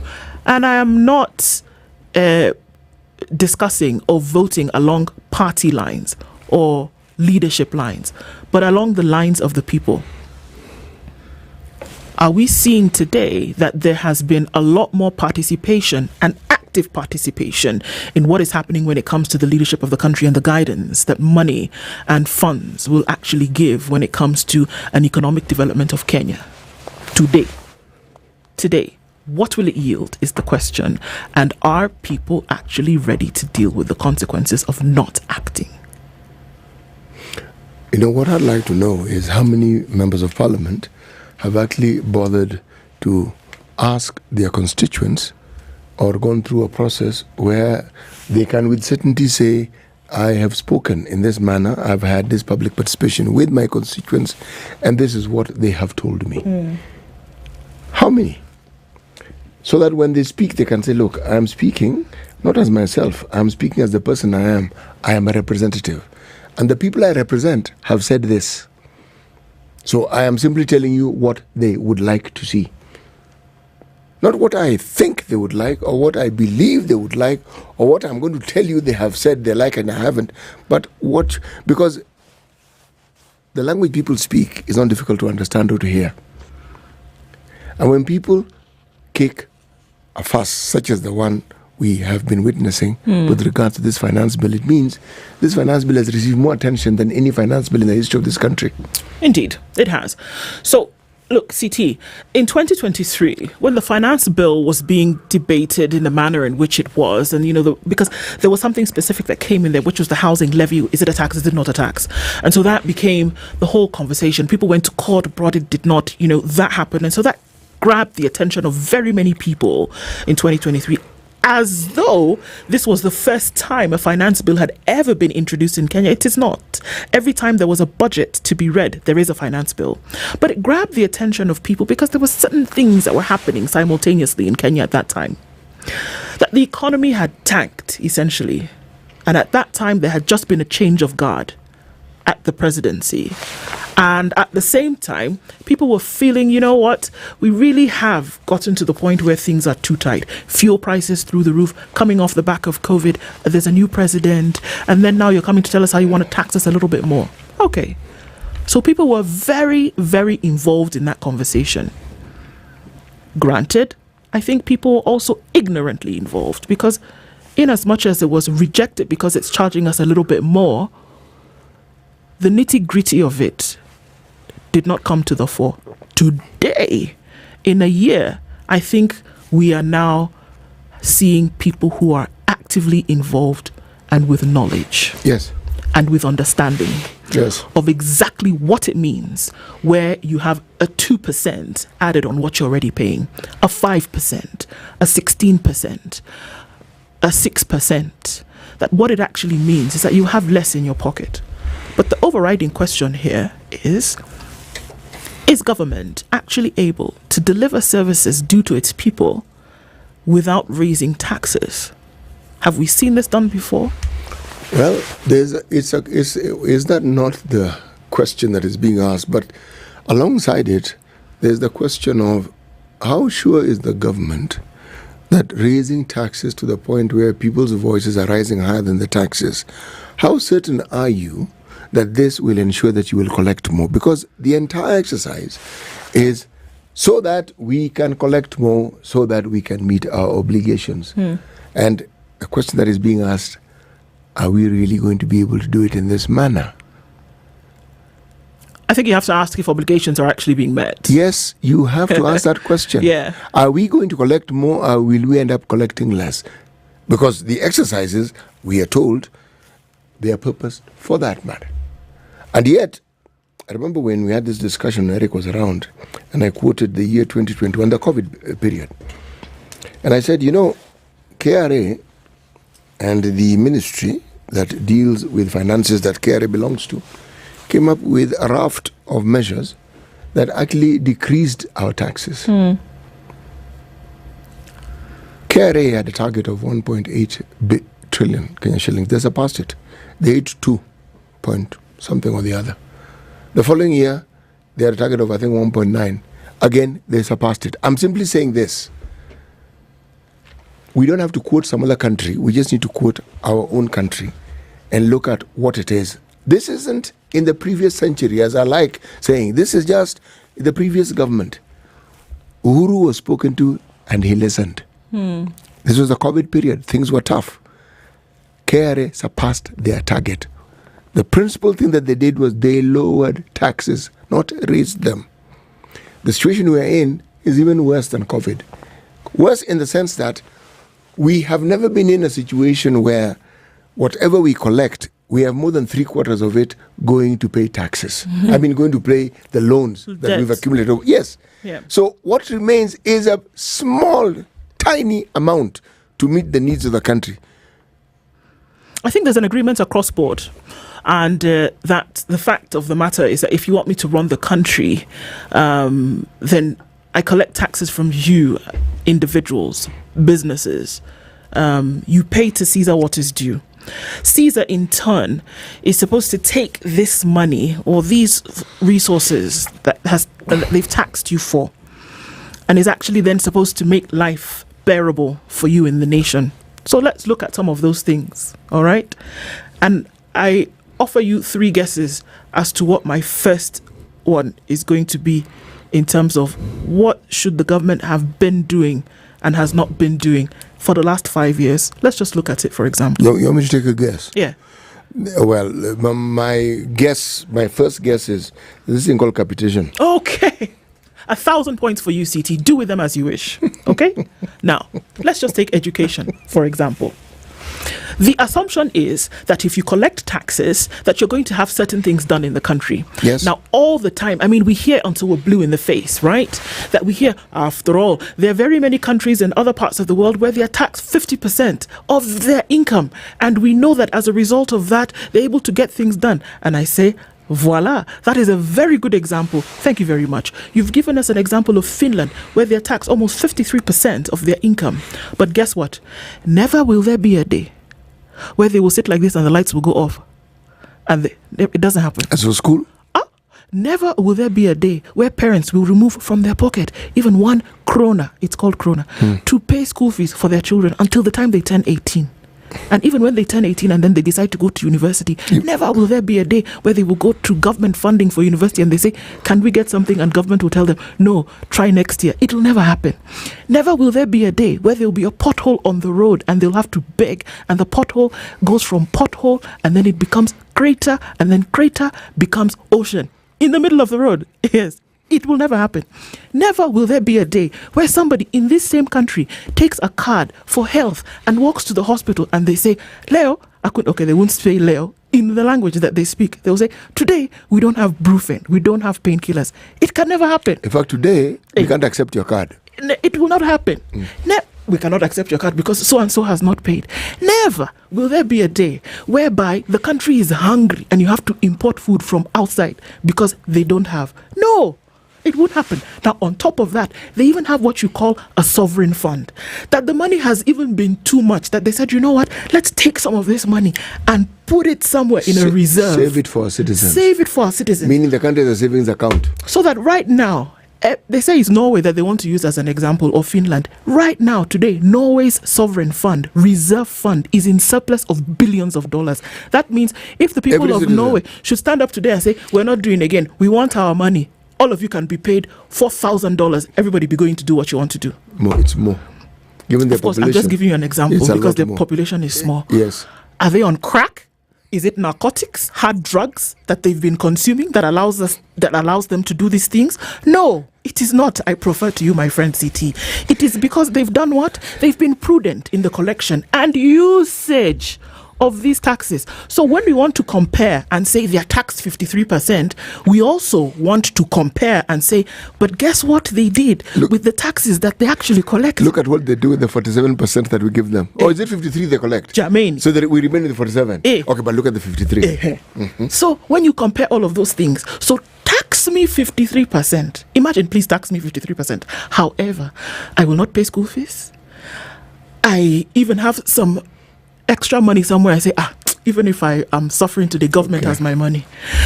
That I will go to hospital, I don't have to remove money. I won't do harambe up and down because somebody is sick. No. My children will go to school until they reach university for free. That I will work and then I come home, there's internet, I put on the light, it goes on. It never goes off. If it goes off, they're even apologizing to me that we are sorry. On the 17th of June at 9:46 a.m. until 9:47 and 30, the lights went off. It was because of 1, 2, 3. That's why they went off. We are very sorry. Can you imagine? And on such top of things that, actually happen. We are going to deduct this amount from the bill because we did not provide you with electricity. We did not provide you with electricity for 1 minute and 30 seconds. We will now add it on your bill or deduct it from your bill so you don't have to pay us when the bill comes tomorrow. That you wake up in the morning like this and there's gas that's supplied to the pipe in your house, that if you don't pay, it's shut off from somewhere in the city. That's what we're talking about if you want to make a comparison. But now we want to compare blindly and say, they collect tax and this is what happens. No, my friend, compare from A to Z. But you know what then happens? You then can focus on what you call nation building. You can focus on how you can develop talent. You then focus on innovation. You then focus on all these wonderful things we keep talking about because there'll be no diversion. No one is going to call you for harambe. No WhatsApp because somebody has your number or somebody whom you don't know has your number. And clearly they have a need and they'd like you to help. That need, it's usually school fees, health. That one taken care of. Now, we have a plan where we're being told that this will be taken care of. The Social Health Authority tells us that they're coming up with a scheme where all this will be taken care of. And we're saying, really? This NHIF that we are doing away with actually worked. And it worked for a very long time. I didn't even finish my education story. I was merely punctuating it. Please continue. Now, let's bring it to this side where you want to make a comparison and say certain things we collect tax. In fact, so Kenya is not even collecting enough tax. I put it to you. It's okay. Let's just take education. Then we're going to go on a break and look at traffic and we'll come back and look at some of these other things like health that you're talking about. I said we are going to midterm next week. This is second term in the year 2024. The first term capitation, you've not finished sending it. And you've said that soon we'll do it. Soon has not come yet. And here we are talking about money that was budgeted for. The year is coming to an end. The year is coming to an end on the 30th of June. You have not sent capitation, and you're expecting that 100% capitation will be sent. This is money that comes directly from taxes, my friend. This is not development money. And this tax we're speaking about. This tax that we are speaking about, that you people collect up and down and be shouting and making noise, we cannot hear a word, is this education. That's where it goes to. So now that capitation that you've not sent, so where did the tax go? In fact, you know what? This Occupy, they should just answer that one question. I'm telling you, if they were able to answer that one question, I think people can even rest and say, we will not occupy again, we'll come and occupy another day. Answer the one question. Money that was budgeted for. This is a direct payment from tax, education, capitation money. Big budget item. Where did the money go? For the last 5 years, where you're owing 63 billion shillings in capitation, where did it go? Where did it go? So now this story that you want to come and tell us, they're collecting taxes, where jurisdiction 53%. This one that you collected, that you were supposed to pay for, you budgeted it. Where? 3-4 words. Where did it go? Add a question mark for good measure. Where did it go? Because you're telling us we tax so high so that we can do things in the country. Okay, sour. This one that you're supposed to be doing, where did it go? Should I say it in my language? Where did it go? Let's not even talk about the other things that you want to say development. Okay, roads that you want to be built. I'll give one example. Here, I keep giving the example and I'll keep giving it. There's a road that has been under construction for 15 years. Enterprise Road. Somebody delivered a baby. 15 years ago. That child is going to Form 4 next year. That road is still like that. 15 years. That also is a direct benefactor of tax money, infrastructure in the country. It's not development unless you have a development partner that says they want to build Mombasa Nairobi highway. The people at the back, I don't know if they're hearing what I'm saying. The money that is supposed to go directly towards certain things that comes from taxes, where is it going? You'd be told it wasn't enough. You see, when we collected.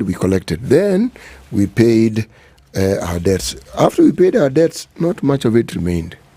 But see, that debt payment, what is it? The equivalent of what? 1 year's collection of taxes? Mm-hmm. I thought the understanding with all these things, as we've been told again, was that money was being put aside. My head is paining me. Can we take a break? Let's take a break. Okay, we'll take a break and we'll look at traffic and we'll come back. Maybe somebody will have an answer and we ask, where does the money go? Maybe that's a big question when we think about occupying today and asking questions about the finance bill 2024. What does it mean? And are we asking some of the hard questions this morning and saying, come on guys, we got to do better. It's 28 minutes to 8 o'clock. It's Kenya's biggest conversation.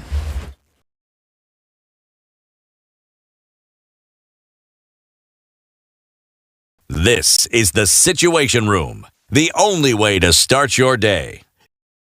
You know that feeling where there's like a pain at the back of your head? What? You almost want to... But what about that moment when the pain finally starts to fade away? That moment when you go back to ordinary, to being your best self again. And it feels so good. Get effective release from strong pain with Panadol Extra. Panadol. Release starts here. If symptoms persist, seek medical advice. Always read label before use. Mi nimechoka. Unaniharakisha and you can see I'm in hills. Tulianzia Moi Avenue, then Kenyatta Avenue. Sasa tuko downtown. Kwani we are lost? Baby, no. Almost there. Ibile, I have many bank accounts in many banks. Let's cross the road. Okay. Ona karibu nigongwe. And now my heel is even broken. I'll buy others. How do I walk now? You don't need to bank all over the place. At Stanbic Bank, we offer a range of banking solutions, from 7 million in digital unsecured loans up to 14% interest on savings, 9.5% fixed rate on home ownership, and so much more. Start a chance to win 1 million. Open an account and switch your salary to Stanbic Bank. Or for existing clients, increase your balance by 50,000. SMS switch to 22208. Promo ends 5th September 2024. BCLB number 000105. Terms and conditions apply. Looking for a ride that's easy on your wallet and the environment as well? Check out CFAO's Mobility Kenya's hybrid lineup. With self-charging hybrids, you'll enjoy top fuel efficiency, low maintenance costs, and stylish design. Tune in to the Spice Drive with me, Edward Quach, and DJ Lock every weekday from 3 p.m. to 7 p.m. to learn how you can upgrade to a greener, smarter vehicle and win a fantastic gift hamper. Drive the future with CFAO Mobility Kenya. Innovation for a sustainable tomorrow.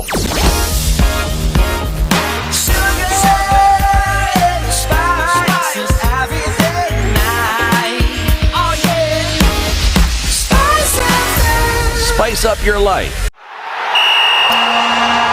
Shika every single Premier League game live on your phone or tablet with Showmax. Unbelievable. Absolutely unbelievable. For just 500 shillings a month, catch all the games, all the highlights, all the previews, all the reviews. They're desperately trying to stop him.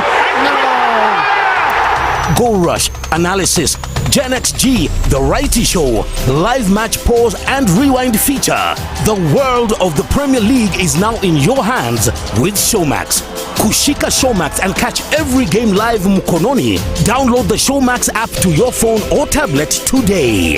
Shika game na Showmax. Streaming for Africa. Sign up on showmax.com. The weather with Spice FM. Mostly sunny conditions in Nairobi this morning. We'll see highs of 24 and lows of 12. We'll see highs of 25 and lows of 13 in a sunny Nakuru. Highs of 23 and lows of 13 in Nyeri, where it's mostly sunny at 13. It's sunny at 13 in Eldoret with highs of 24. And we're looking into a cloudy Mombasa going to highs of 31 and lows of 24, and a cloudy Malindi going to highs of 30 and lows of 25. Kisumu at 19 is sunny, highs of 28, and we'll see highs of 28 in a sunny Kakamega at 17.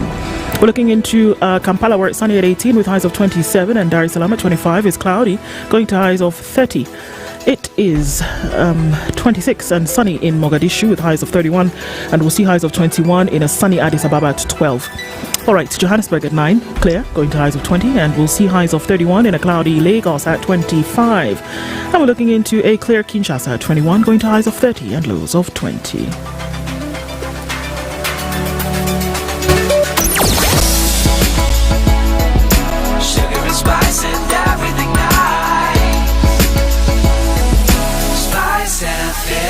Spice up your life.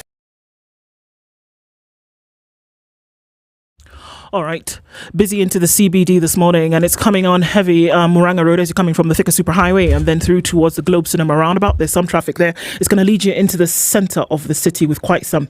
All right, let's take a quick look at the Thika Superhighway. It's heavy coming in with traffic all the way through past Garden City and then in towards Allsops and then out to the Pangani Underpass. Very, very busy traffic also on Kiambu Road as you're coming from the Northern Bypass, and you'll find some of that as you're trying to then get towards Muthaiga Square. So that's busy. It's also busy coming out of Westlands, and we're seeing some traffic also on Gong Road coming in from Naivasha Road. Is touching with Gong Road through towards the city this morning. Some of that spillover will go towards Kingara Road, Riara Road, and then out towards James Gishuru. Heavy then touching on Waiyaki Way. So everywhere you look, we're getting into traffic hour properly this morning. Let's talk SpiceFM KE1X hashtag the Situation Room. Mature, intelligent talk every morning. Spice up yourself.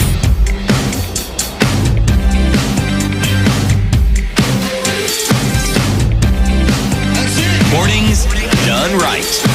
94.4 Spice FM, Nairobi. It's 23 minutes to the top of the hour, and in Roysambu, something interesting is happening.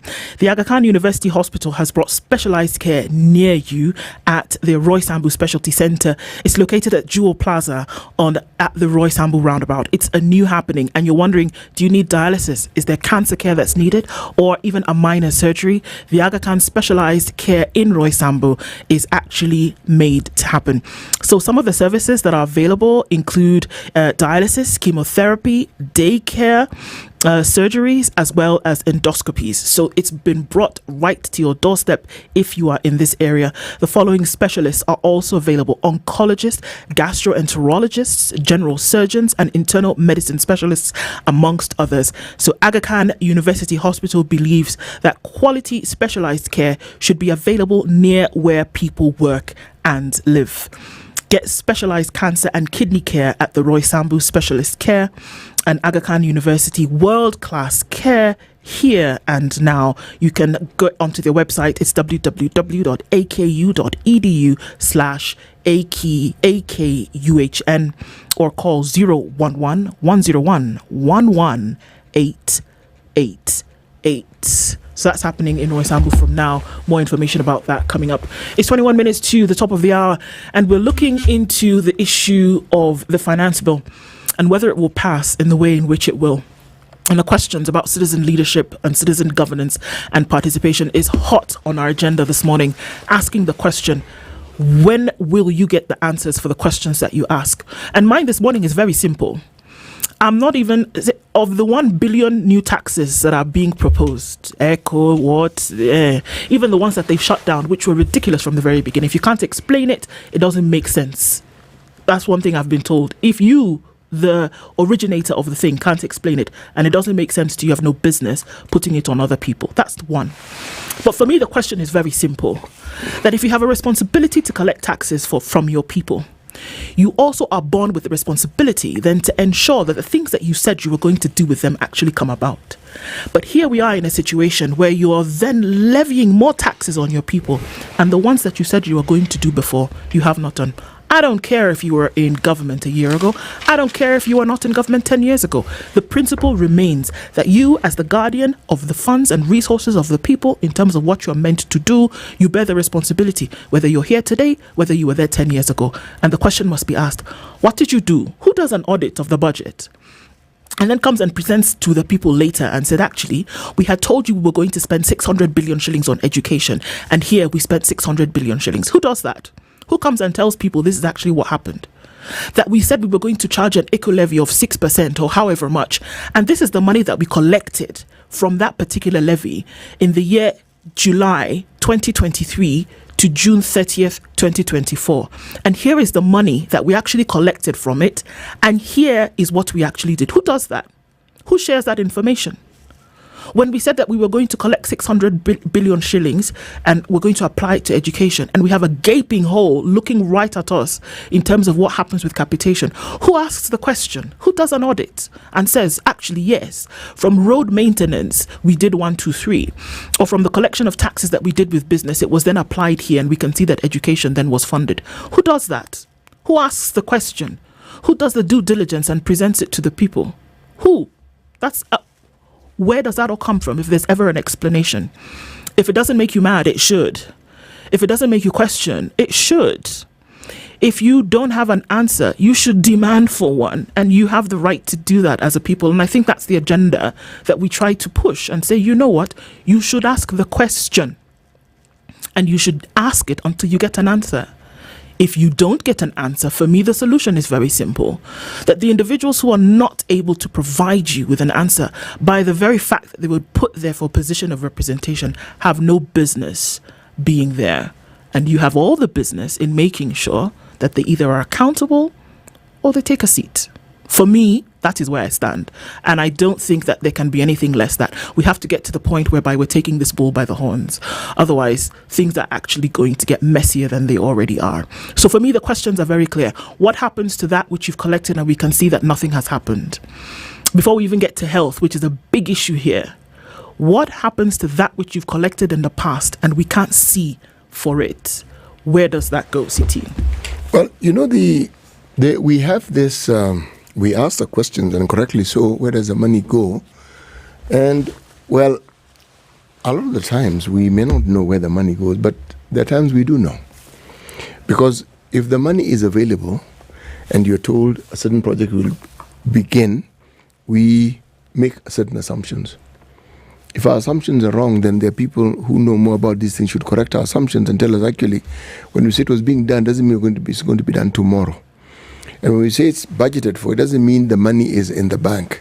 It means we're looking for the money. Whatever the case may be, we need to be told. However, we are in this unfortunate situation where we seem to see unfolding before our very eyes mistakes that were made by a previous government. Because all these debts that we're paying, we've always had debts, but debts grew to a level that we'd never seen before in the Uhuru era. Now, this government seems to be set to outdo the Uhuru era in accumulating debt, and I mean literally. because they have accumulated debts very fast and very furiously. Now, what that means is that even when we talk about collecting taxes, even when we talk, let's say we collect 4 trillion. Okay. Let's say we collect 4 That's trillion. a nice number, all right. It's a nice number, okay? What then will we do? And when we pay these debts, I want to assume that they reduce over time. Yeah, I mean, if I owe you 100 shillings today and I pay you 20 shillings, Yes. Then Yes. tomorrow I only Yes. owe you 80 shillings, right? I assume I so. assume that's the way it works. Yes, yeah. and if we've been paying these debts for some time, there were debts that came due recently, we understand that. Yeah. Surely they ought to reduce. Yeah. There were debts that we're going to pay as a one-off. We borrowed a certain amount and but once we pay it, it's supposed to have been gone, isn't it? Yes. Okay, now, what I find confusing, I'm told by those who know better than I do that our economic status improved. We became something that we were not before. We stopped being the third world banana republic that we were. We became a middle income something or the other. Middle income something country. Developed. Yes. Now, as a result of that, I'm told that we were not eligible to get certain concession loans, etc., etc. But I find this strange because even now, after having been told, I see us getting concession loans. So, what was it that I was being told before and what is it that I'm seeing now? Okay. Now, concession loans, by their very nature, are cheap. By their very nature, you have a lovely moratorium. You pay only after a certain period of time, 10. But the percentage that you're charged, if we're to go by what we're told by the Japanese ambassador to Kenya, it's ridiculous. 0.1%. I mean, it's a question that one must ask all the time. Why then do we keep going to get these expensive loans, which essentially are commercial loans, dollar denominated and at very interesting rates? Now, I'm asking these questions because we seem to have a financial situation that we could have gotten ourselves out of by simply not getting into it, but now we've gotten into it and getting out of them. And the word here, them, is all these debts. It becomes more and more difficult when you look at how the shilling behaves towards the dollar, and then when you look at how we still continue to borrow more. It must be asked. And this must be asked within the arena of the understanding that Kenya, I'm not talking about another country right now, I'm saying Kenya, which has been prescribed in the Constitution being the guiding law of the country, that this is what you're going to do. When you said that Kenya is, when it was Madaraka Day, when you said that Kenya now will be an entity unto itself and independence and sovereignty now has been achieved, right? You then said, let us come up with a law, right? Let us even put it down on paper about how then we will be governed. And people who will come into positions of authority and leadership will be bound by this. And we, the people, will also be bound by the thing, right? In some jurisdictions, they don't write it down. But Kenya chose to write it down. Like Britain, they didn't write it down. Britain didn't write it down. It was like an agreement. We said, an understanding, and then there's a culture, custom, tradition, all these things, yes. Right. So Kenya has a written down constitution. Makes it maybe, one would say, more established, because you can do what? You can refer to it in the future. Just in case you're off your rocker and you didn't really get what it's supposed to say. You have it written down. Now, we even came back, and in 2010, after doing some work for a couple of years, they said, you know what, now this is the abridged version. This is the new improved version, and this is how we want it to be all-encompassing. In that very document, it is clear, and it says, Kenya, if you want to borrow money from anybody, there are only 2 circumstances under which you can do that. Number 1 is for development. You want to build a massive highway that goes from Malaba to Mombasa. Into the Indian Ocean. Through the Indian Ocean. If you wanted to have aqueducts and all of those things, you say, that's what we're going to borrow for. We're going to do it. Under those circumstances, then you can borrow. The second is when we need to meet a deficit of budget, right? And we just don't have enough. We can now borrow to connect until the next year, which has been done before. It is under those 2 circumstances where borrowing for Kenya as an entity may happen. Now, if such kind of massive borrowing happens and that kind of money is injected into the economy, I keep saying you will feel it. Like now, sometimes there's a tremor here in this building. You feel it, Abby. Yes, something just does keep small. You feel it. You feel it.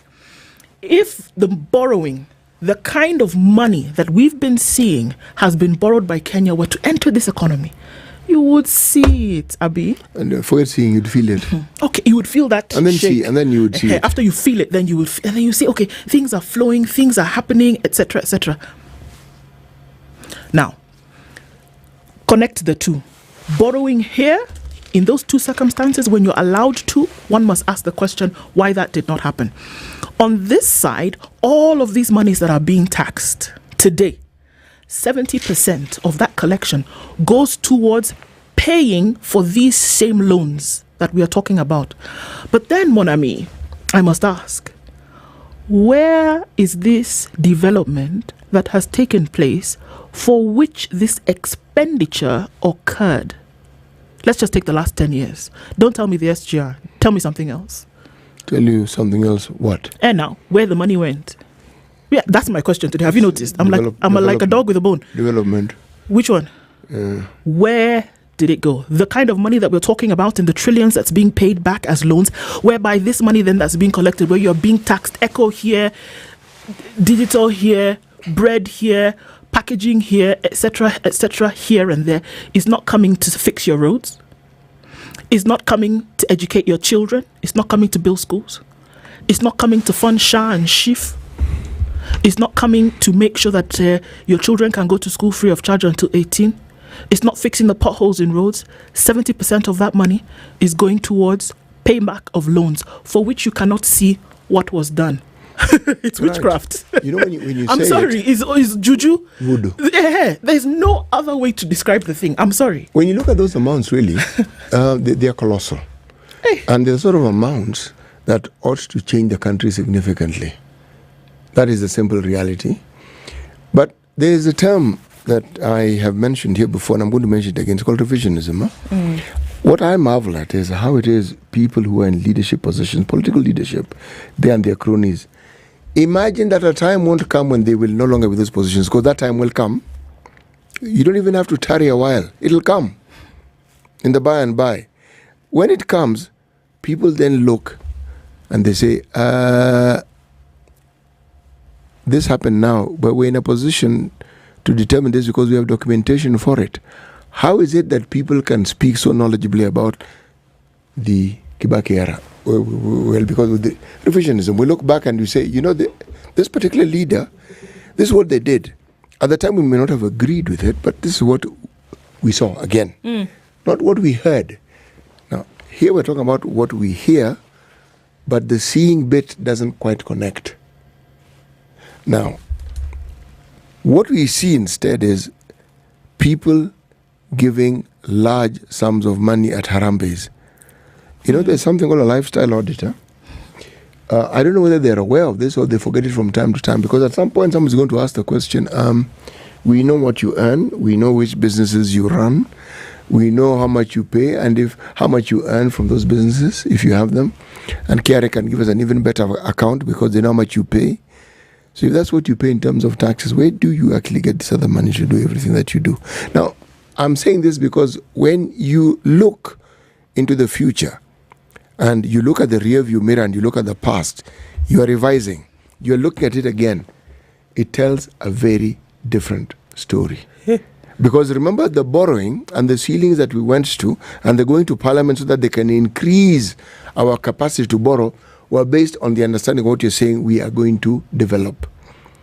We have this 2030 vision.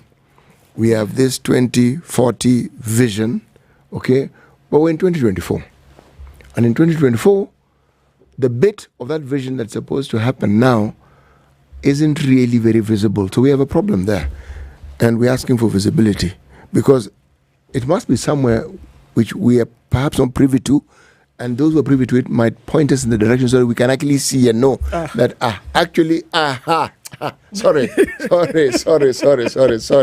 sorry. We were not looking in that direction. We didn't actually think. Why didn't you tell us earlier so that we could look in that direction and we can see? I recently went to Marsabit because a beloved in-law had passed away. A road that I'm told from one section, let's say yes, from Isiolo to get to say Merile or Laisames, it took you hours, because the road was completely higgledy-piggledy. Now, when you find a road that is tarmac, everything changes simply because, and you then understand why you're told infrastructure is a foundation on which development is built. Because it forms part of the infrastructure. 100%. Many other things are now possible. Movement is possible. People are able to traverse the terrain. People are able to do things. Things were previously not possible becomes easy. So, let's do a little revising and ask ourselves. When you look at the government of Uhuru, which was after the Kibaki government, they were fortunate enough to have inherited a certain momentum. Did they increase the momentum or do they dim it? This particular government... we increase or decrease? Yeah, precisely. Now that is the question. Now we look at this particular government and we look at what they inherited from the Uhuru government. We're told empty coffers. Governments are supposed to have empty coffers because government is supposed to collect money so that they use it. Government is not a SACCO. It's not a saving society. Government is supposed to get money and they're supposed to use it. So again, we judge and say, right, it's 2 years down the line. We can judge. What do we see? Now, what we see now is a precursor for what we are likely to see in the future. Okay? And the future, unfortunately, is coming fast and furious for this particular government. You know why? Whatever was accumulated in the previous government, which wasn't sorted out, came into this government. It's lobbed on to the next. Exactly. Yeah. And now when they pile on their own, then they have set in motion certain things. Some of them you can understand and even control. Some you cannot. An empty belly you can't control.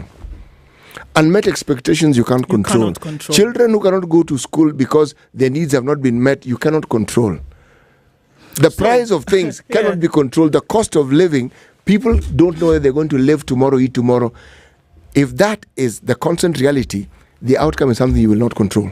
And then, I don't blame them. Just in the last hour, CT, we had a conversation about mental health.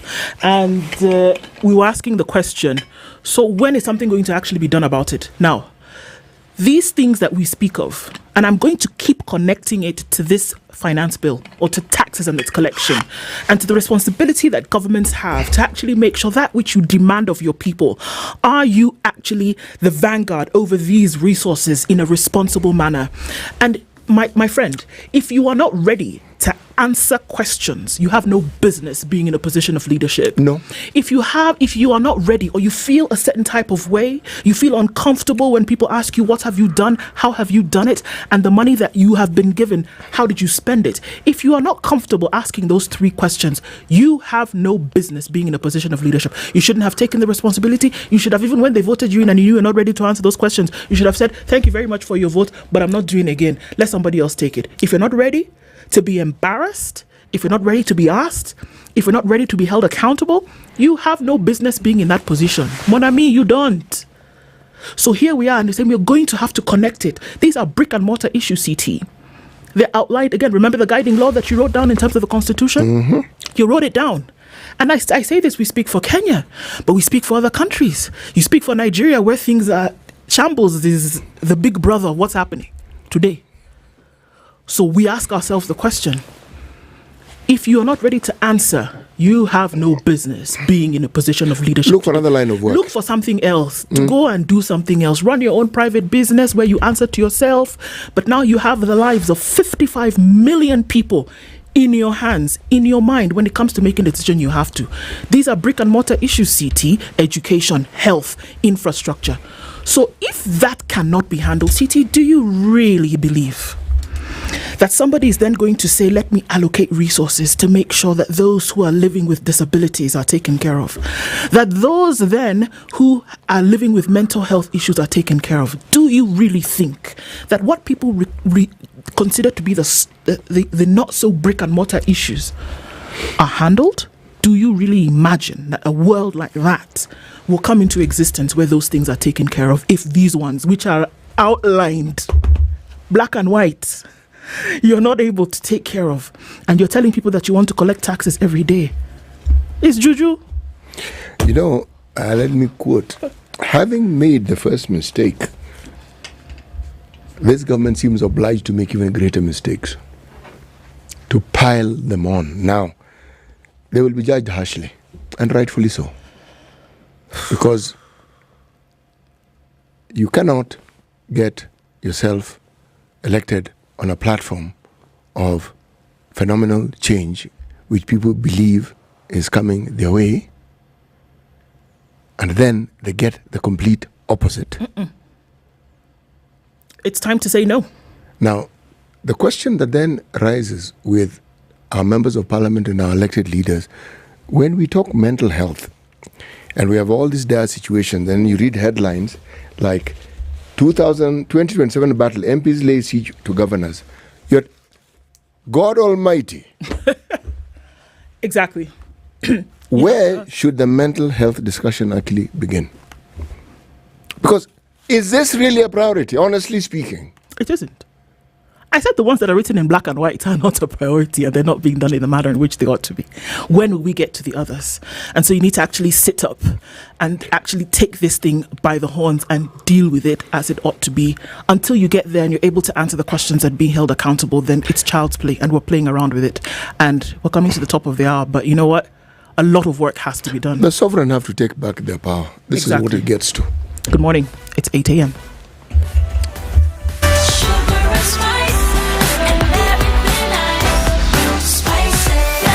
Spice up your life. It's now 8 a.m. Get effective relief from strong pain with Panadol Extra. Panadol. Relief starts here.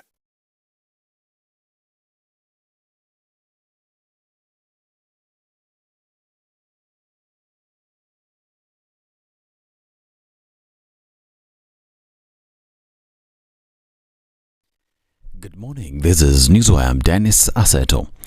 The Finance Committee prepares to table their report on the 2024 Finance Bill today. Pressure is continuing to mount on the Executive and Legislature to drop controversial tax proposals contained in the bill. To galvanize the Kenya Kwanza coalition members ahead of its tabling, the ruling coalition has called for a parliamentary group meeting to strategize. The convener of the meeting, the National Assembly Majority Whip Silvanus Osoro, says even as they meet, they are alive to demands by Kenyans for the removal of controversial tax measures. These as the Justice and Equity Kenya Council has joined Kenyans in condemning the Finance Bill 2024. In a statement, they said Kenyans must stand firm to protect the separation of powers as envisioned in the 2010 Constitution. They said the economy is being battered by irresponsible decisions that are driving away investors and killing the little job opportunities available. They noted that the government should instead be creating jobs and dealing with economic issues affecting Kenyans. They further said the demand for goods and services is increasingly being subdued as purchasing power is already eroded and taxes increased. And Chief Justice Martha Koome has discouraged judges, magistrates and judicial staff from withholding services from June 19th to 21st in protest of Magistrate Monica Kivuti's shooting by a police officer at Makadara Law Courts Wednesday. The Kenya Judges and Magistrates Association Sunday announced that they will abandon work this week to demand a better working environment in the wake of Kivuti's death. CJ Koome, however, said the best way the legal fraternity can honor Kivuti is by continuing to provide services per the law. The Chief Justice said courts nationwide will proceed with their operations Wednesday 19th, Thursday 20th and Friday 21st except for Makadara Law Courts, which is under re-evaluation for security purposes.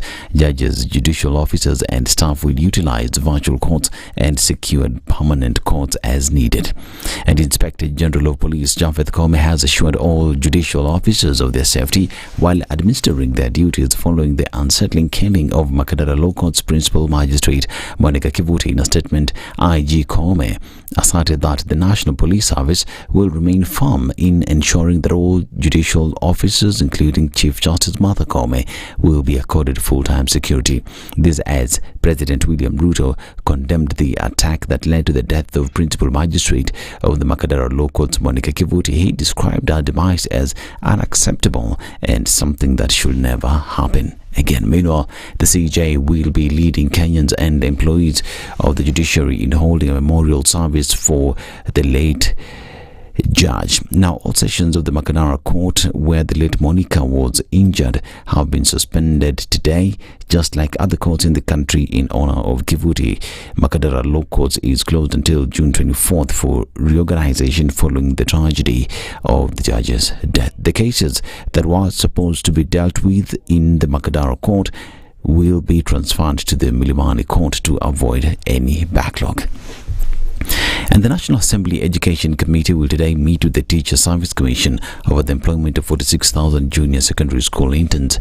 TSC is also expected to appraise the committee on the status of promotions of teachers in their 40s and 50s. Now, the meeting with MPs comes out on the heels of a ruling by the Court of Appeal last week that put on hold plans to employ 46,000 intern teachers on permanent and pensionable terms. And 5 counties will today experience power interruptions. Kenya Power, in a statement, announced scheduled power outages in the counties of Trans Nzoia, Nyeri, Meru, Murang'a and Kiambu counties. The planned power interruptions, they noted, will take place at different times of the day and will affect some parts of the counties. Al-Shabaab has reversed all Somali National Army gains made over the last 2 years and is now working with the Houthi militant group to expand its capabilities, according to senior U.S. defense officials. The officials said that the Houthi militants in Yemen view this nascent collaboration as a means to be taken more seriously as they try to pose a threat to American and British vessels outside the Red Sea. Now, the Houthis have attacked or threatened the U.S. Navy and commercial vessels more than 190 times in the Red Sea and Gulf of Aden since November 19, 2023, says Pentagon spokesperson Sabrina Singh. 2 attacks on the Poland-flagged Ukrainian-owned and Polish-operated bulk cargo carrier MV Vibana were attacked. This is News. I'm Dennis Asseto. Good morning.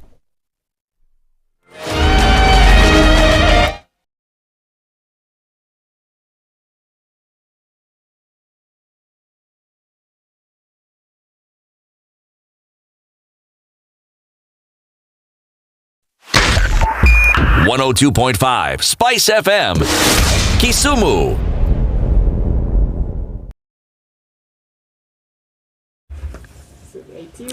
All right, where are we with traffic this morning? And we're looking at some of that building on the Thika Superhighway today as you come into the CBD. It's heavy coming through along Survey and then well into the CBD, and that's going to continue for some time from all that we can see. There's also some traffic coming in from Westlands, very busy then, touching on Waiaki Way. All of this is feeding in from James Gishuru, busy coming in from all the way from Naivasha Road, touching on Gong Road, coming in through Kingara Road, Riara Road, and then going through towards Westland. So that whole network continues to happen. It's busy on parts of Langata Road as well as you get towards the Nyayo Stadium roundabout. And then let's just take a look at what's happening in the CBD. There's a lot of traffic on Wangari Maathai Way, not quite sure what's happening there. Some of that will spill over towards Uhuru Highway, so we're going to keep an eye on that. The eastern side of the city, the eastern bypass, then heading towards Outer Ring at that loop is also extremely busy right now. We'll see some traffic spill over towards North Airport Road and then head towards Outer Ring. SpiceFM KE on X, let's talk there, keep things moving. Hashtag the Situation Room.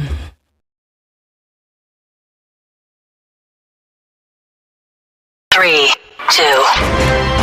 Everybody, welcome to Kenya's biggest conversation. Heri Latifa, Muga, Madam Du, nimesalamia wote sana. Tumepokea salamu, asante sana. Hapa Garissa today the weather is very good, only that baridi inatupeleka mbio sana. Baridi ni degree ngapi hapo? Hata sijui lakini madam tunakauka sana. If you want to follow the money trail, you've got to think like a thief to be able to catch that thief. A slap from a friend is better than a kiss from an enemy. You remember the kiss of Judas Iscariot? Iscariot. Yes. Is the one that imetuweka kwa hii mashida yote na mataabu kwa sababu of that kiss. Yet the slap of Jesus Christ when he slapped those guys wenye walikuwa wanauza mboga ndani ya kanisa took them to heaven. The Situation Room, Kenya's biggest conversation.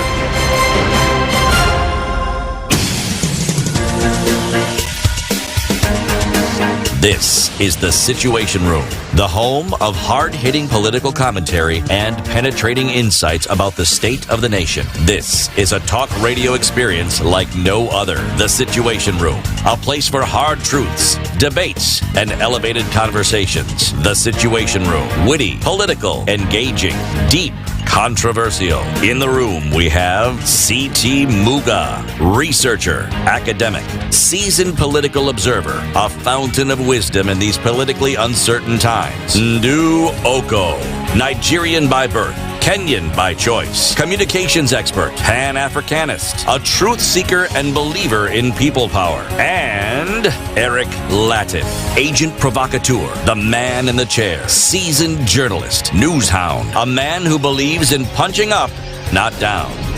This is the Situation Room, the only way to start your day. It is 9 minutes after 8 o'clock, coming into the third hour of Kenya's biggest conversation this Tuesday morning, and we're getting into a final conversation for this hour. And as we get into it, many things that we'll be discussing today. Our guests are already in the studio, and let's talk about forgiveness first. And KRA is in the business of forgiving. Well, they're in the forgiving business now. Now remember, KRA is not a religious organization, but you don't need to be religious in order to forgive. But they are forgiving you on something that you will find interesting and very close to the heart. Actually, it's closer to the pocket, but anyway, it affects the heart as well. It's called money. KRA is saying, look, you owed us money in the financial year ending 2022, and some of you didn't pay. And because you didn't pay, you set something in motion. It's called interests. And then you didn't pay again, then you attracted something else. It's called penalties. So you owe a whole bucket full of money. But they say, look, folk, don't get too stressed about it. Just get stressed adequately. But call us. Call us on 0711 099 999. When you call us, someone will answer. And you will tell them your trials and tribulations, and we will tell you this is what you do. This amnesty is real. We are going to forgive the penalty. We are going to forgive the interest. However, the principal sum has to be paid, and with that one, we'll work out something. It's called something Kenyans understand, paying in installments. Okay? We'll come up with a payment plan. And with that payment plan, you will then be able to pay off what you owe. But please get in touch with us. All these things are only possible if you, not if you believe, if you call us. If you call, yeah, that will happen. Yes. Okay, and so, I mean, that's great. So call, get on, apply for the tax amnesty. You have until the 30th of June to do that, and that's just 12 short days away. So, you know, get on it, do it today, get through that really quickly. So there are folks who say we can actually guard your investments, guard your money, and that you can actually make a switch from where you are to some very favorable conditions in terms of banking, ne? Yes, you know, when you live in the times that we live in, and somehow money seems to be scarce, you're even afraid to go to a bank. But there's a bank that's telling you, don't be afraid, come and see us.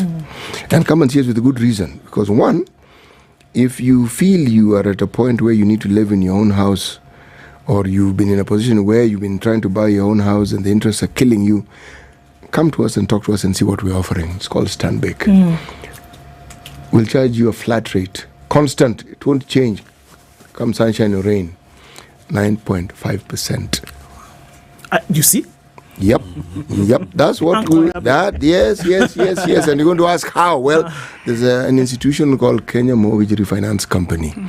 When you work with them, they make such things possible. And that's what Stanbic have done. But they're also saying, just to entice you a little bit, if you haven't opened an account, open an account with us. If you have an account that is dormant, come on, talk to us again, and we'll rejig it so that it starts working again.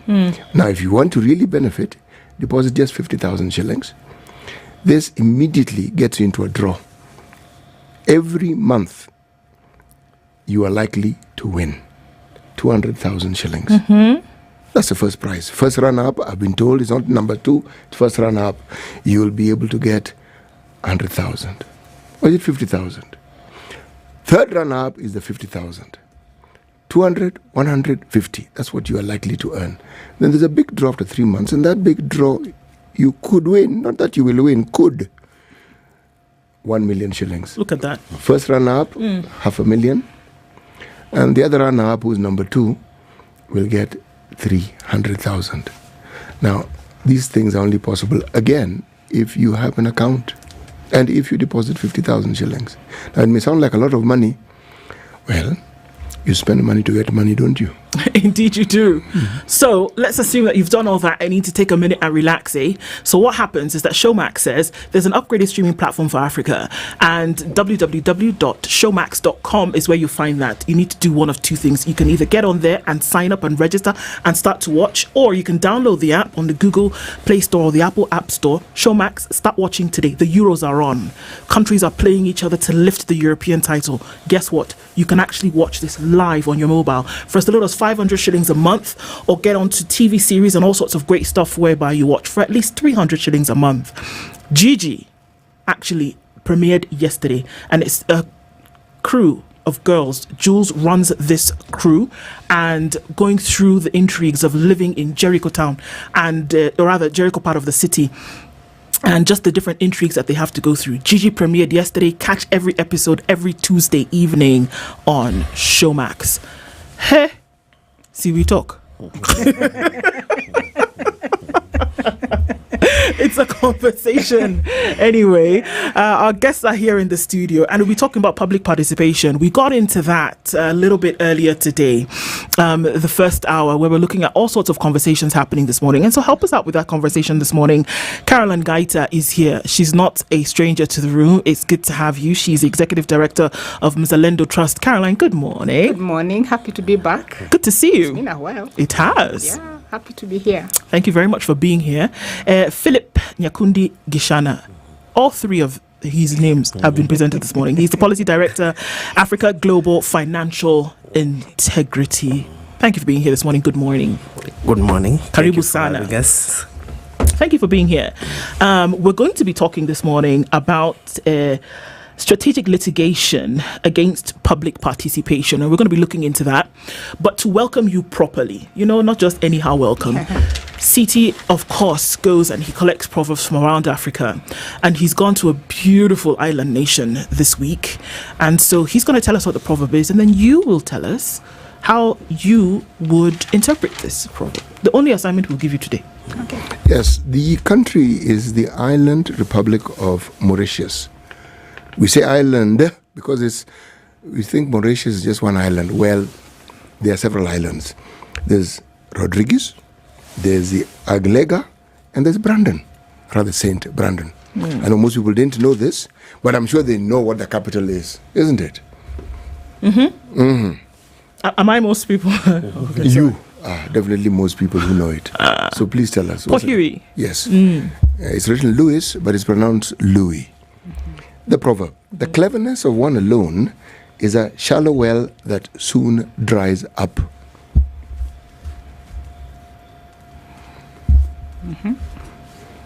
Philip is taking notes. He's even nodding. So let's allow him take notes, and then we can ask Caroline what she thinks about this. The cleverness of one alone. I did the same thing. A shallow well that soon dries up, right? Freudian doesn't get more Freudian, does it? Right? No, it doesn't. Yeah. Yes. Teamwork, solidarity, collectiveness. That's what comes to mind, that you can't do these things alone, and more apt this morning as we are talking about public participation.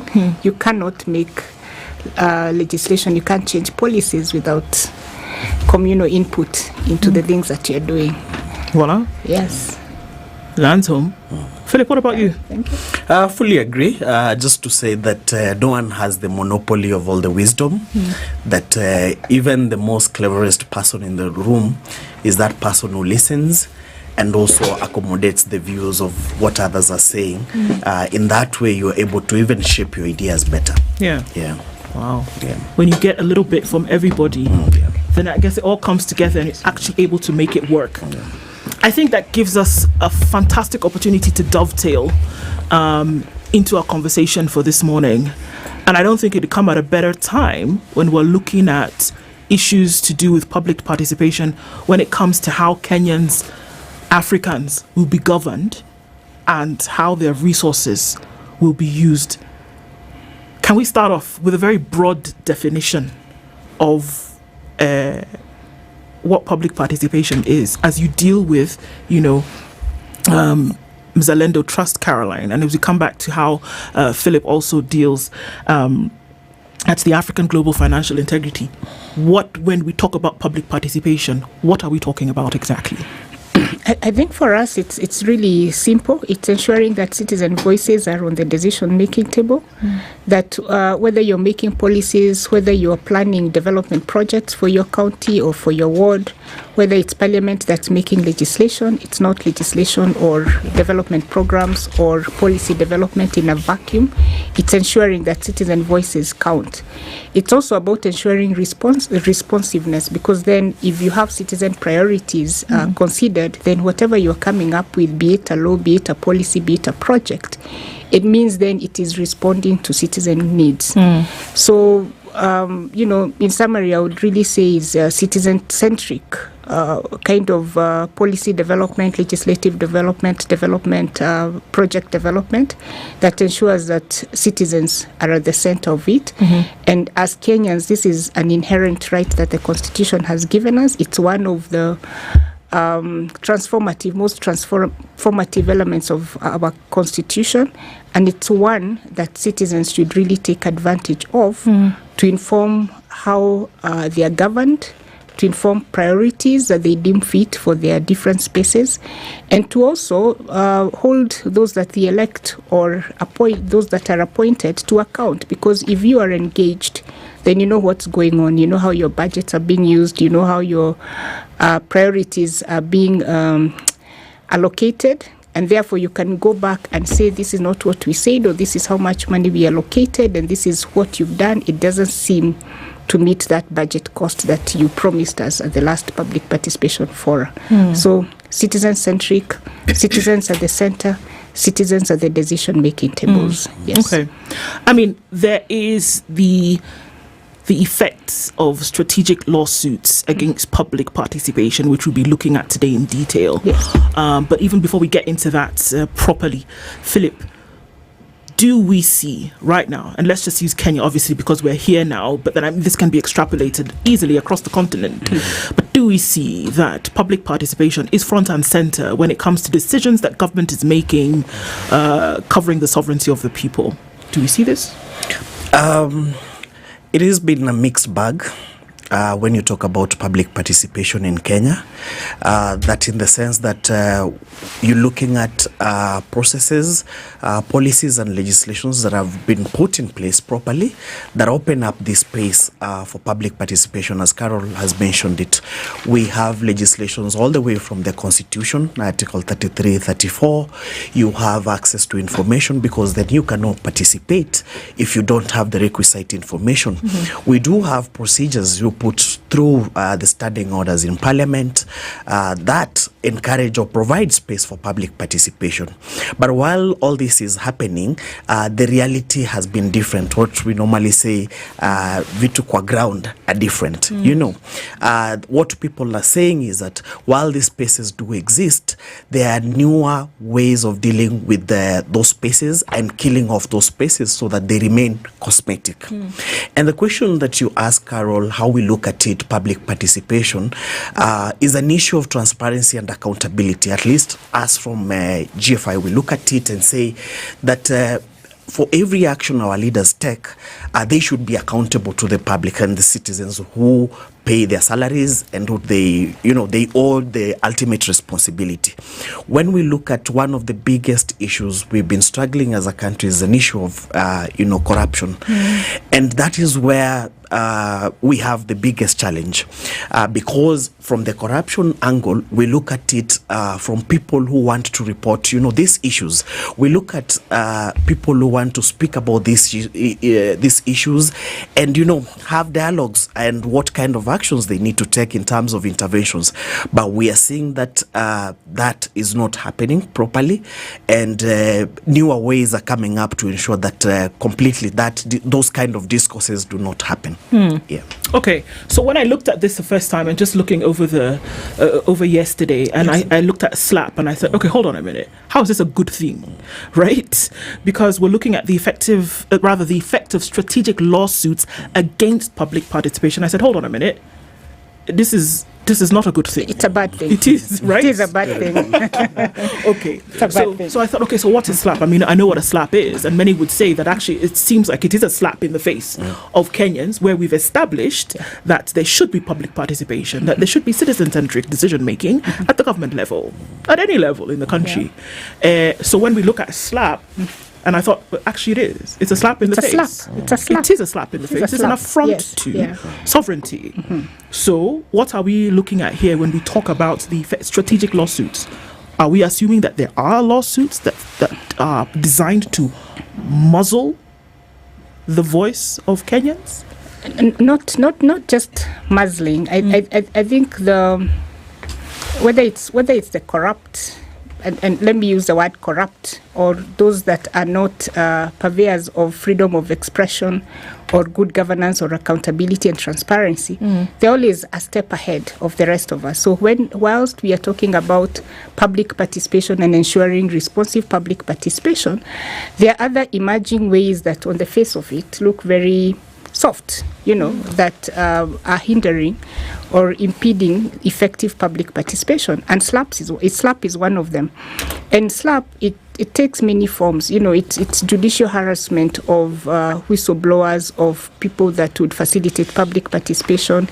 It's intimidation, it's harassment against public watchdog organizations, individuals, journalists, civil society organizations.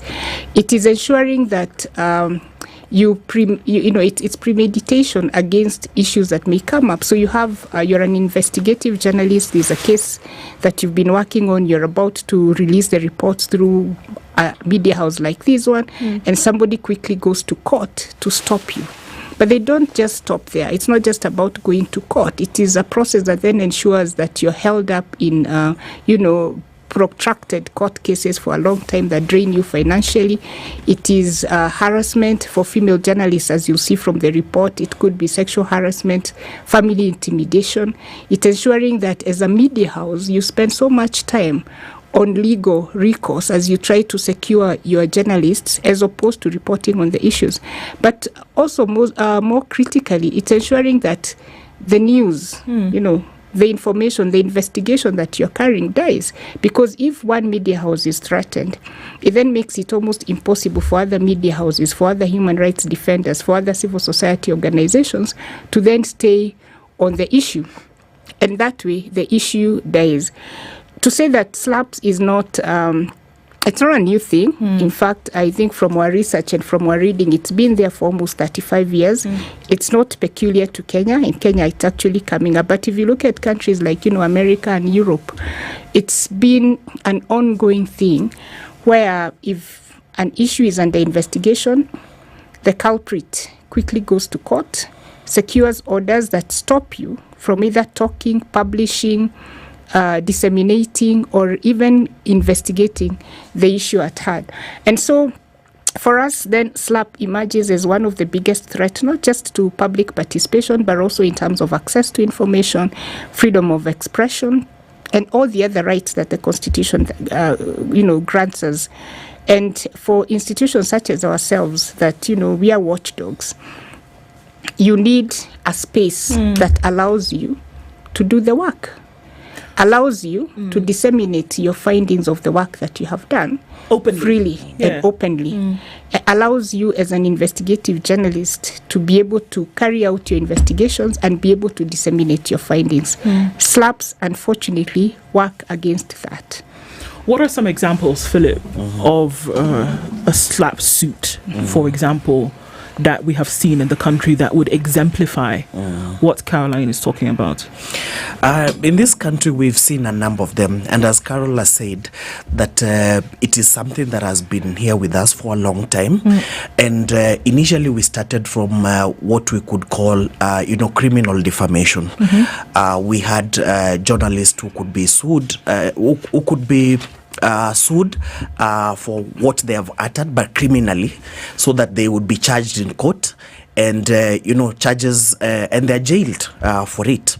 But lucky for us is that I think a few years ago we had that issue of criminal defamation being declared unconstitutional by the courts. So that got out of our way, and we thank God for the courts on that. But we've seen a number and examples of where, this powerful or the elite have used the courts also in a bad way. And an example is the case of John Gidongo, for example. His defamation case and how it was handled and the kind of damages that he was slapped. Those were clearly a slap, just to show you that if you're going to, continue ranting or speaking about these issues of corruption, and then you'll be ready to face, heavy lawsuits where you'll be required to pay a lot of money. In the High Court, he was slapped with, I think, 27 million at the first instance. When this was appealed, it was reduced again to 10 million. You and I know that 10 million is no pocket change. It's not. You cannot just have that 10 million so that you can just deposit into the court and you keep, speaking about these issues. But even in recent scenarios, we have seen there was a group that was called Buyer Beware. I think everybody used to use it at some point. You owe me a few coins and you're not paying me. People would use that space so that, it's an easier way because people don't want to file cases they can't afford. But when they would put those issues there and lamentations, all that put there, they would get some justice. People would call you and tell you you are wrong, this is not the proper way. But that page was actually shut down, and the people who are behind the shutting of those cases, of course, we know are very powerful people, because some of them were governors then, some of them were potential governors, and they have been they got really threatened, the owners of those pages, and it was shut down. Recently, and sorry to speak about this, but it has to be spoken, the issue of the current governor Nairobi has come out, very strongly against some of the criticisms that are coming when people are asking about this transparency and accountability issues, about how money is being spent in the country. We have seen his lawyers dishing very strongly worded, demand letters. And true, I don't know, I went to a law school, but I remember when we were taught how to draft a demand letter, at least we were told not to put in monetary, they had quoted 100 or something million. How do you even arrive on that 100 million? Because that is something, an assessment that courts should, be talking about and assessing if your reputation was damaged, to what extent. So you don't say that I am worth this and you should pay me this for this. So I think there's been a number of them, and now they are coming out in a way that in so many groups we have with many activists, and they tell you that their members of parliament have gone to the DCI. So you find at the DCI, the member of parliament has complained that Philip spoke in a forum saying, I don't have a brain. So you are required to go to the DCI, write a statement. It's not a criminal issue, but they are using, those apparatus right now to ensure that this kind of voices do not come out. Okay, let's take a break on that, and then we can come back and look at why should we care? I mean, these things exist, but so what? It sounds like a really blasé question, but I mean, truth of the matter is that why should Kenyans actually be concerned about some of these things? We're talking about slaps this morning, and you can take it whichever way you want. Both would work. 29 minutes to 9 o'clock. We'll take a look at the weather and traffic and be back after this.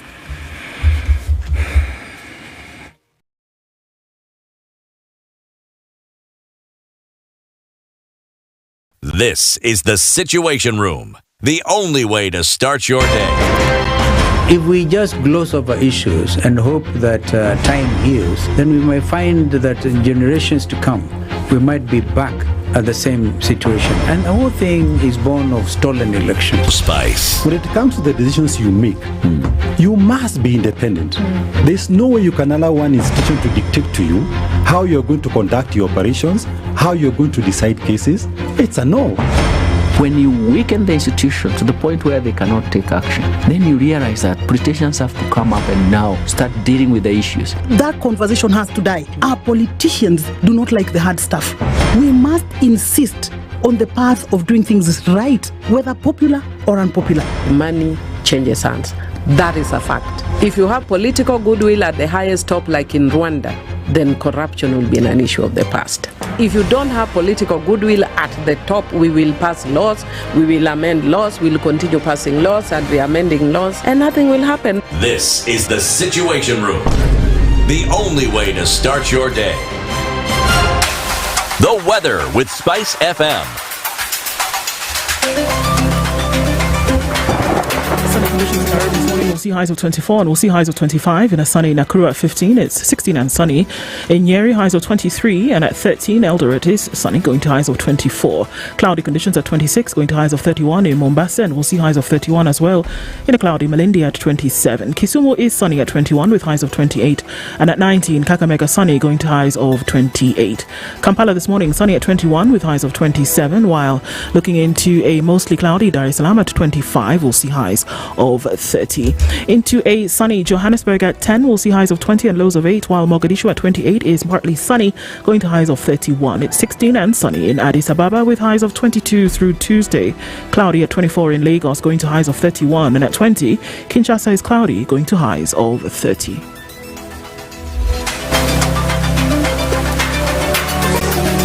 Chilled Spice.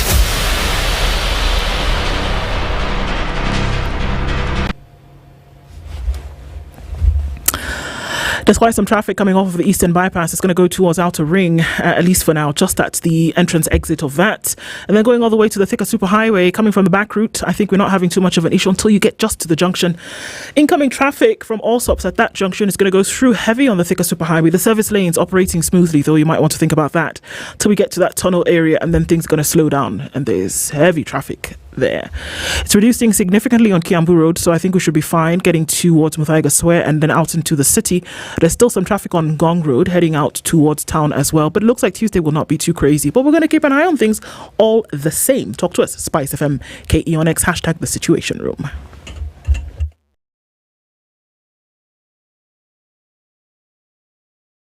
Mature, intelligent talk every morning. Spice up yourself.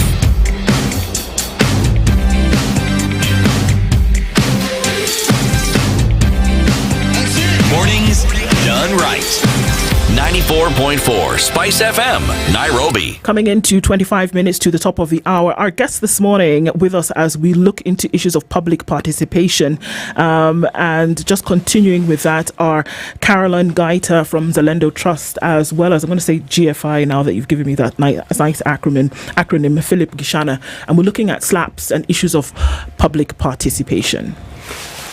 The bulwark that public participation seems to run into is something that we seem to have determined must be a growth industry in this country. It's called impunity. How exactly did we get here? I mean, you've been in this do-gooding business for some time. So you must have wondered and asked, how exactly did we get? Because we're not always here.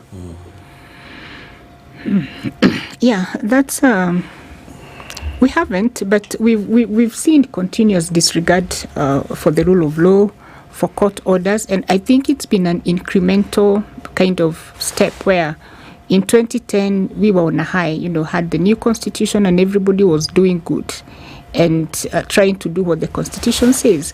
But over time, whether it is weekend legislation that made it soft, give those that would disregard the rule of law a soft landing on issues, whether it's court judgments, whether it's citizens not caring, we just seem to have given a free pass to issues of impunity. And that's why despite, for example, having very strong provisions around leadership and integrity, you will have people who have broken every rule in the book around leadership and integrity, but still hold public office, still get elected. If they don't get elected, they're appointed, and we cheer them on. So I would say it's been a mixed bag of weekend laws, court interpretations that don't give us very solid ground, for holding those that we should to account, citizens that don't seem to care. But overall, also, I think when you operate in a very, complicated environment where it's about daily survival, you would say that perhaps citizens are more concerned about their everyday existence to think or care so much about those that disregard the rule of law. So lots of corrective interventions needed there. But I would say that the framers and dreamers of the current constitution must be a disappointed lot, because a lot of the things that we provided in there have really been wasted. And just look at public participation. We've talked about how public participation has become very tokenistic, very meaningless, very selective. Currently you have citizens organizing, agonizing, getting together, for example, to speak about the finance bill. And we saw what happened last year, and it's our hope that this year perhaps there will be a listening voice.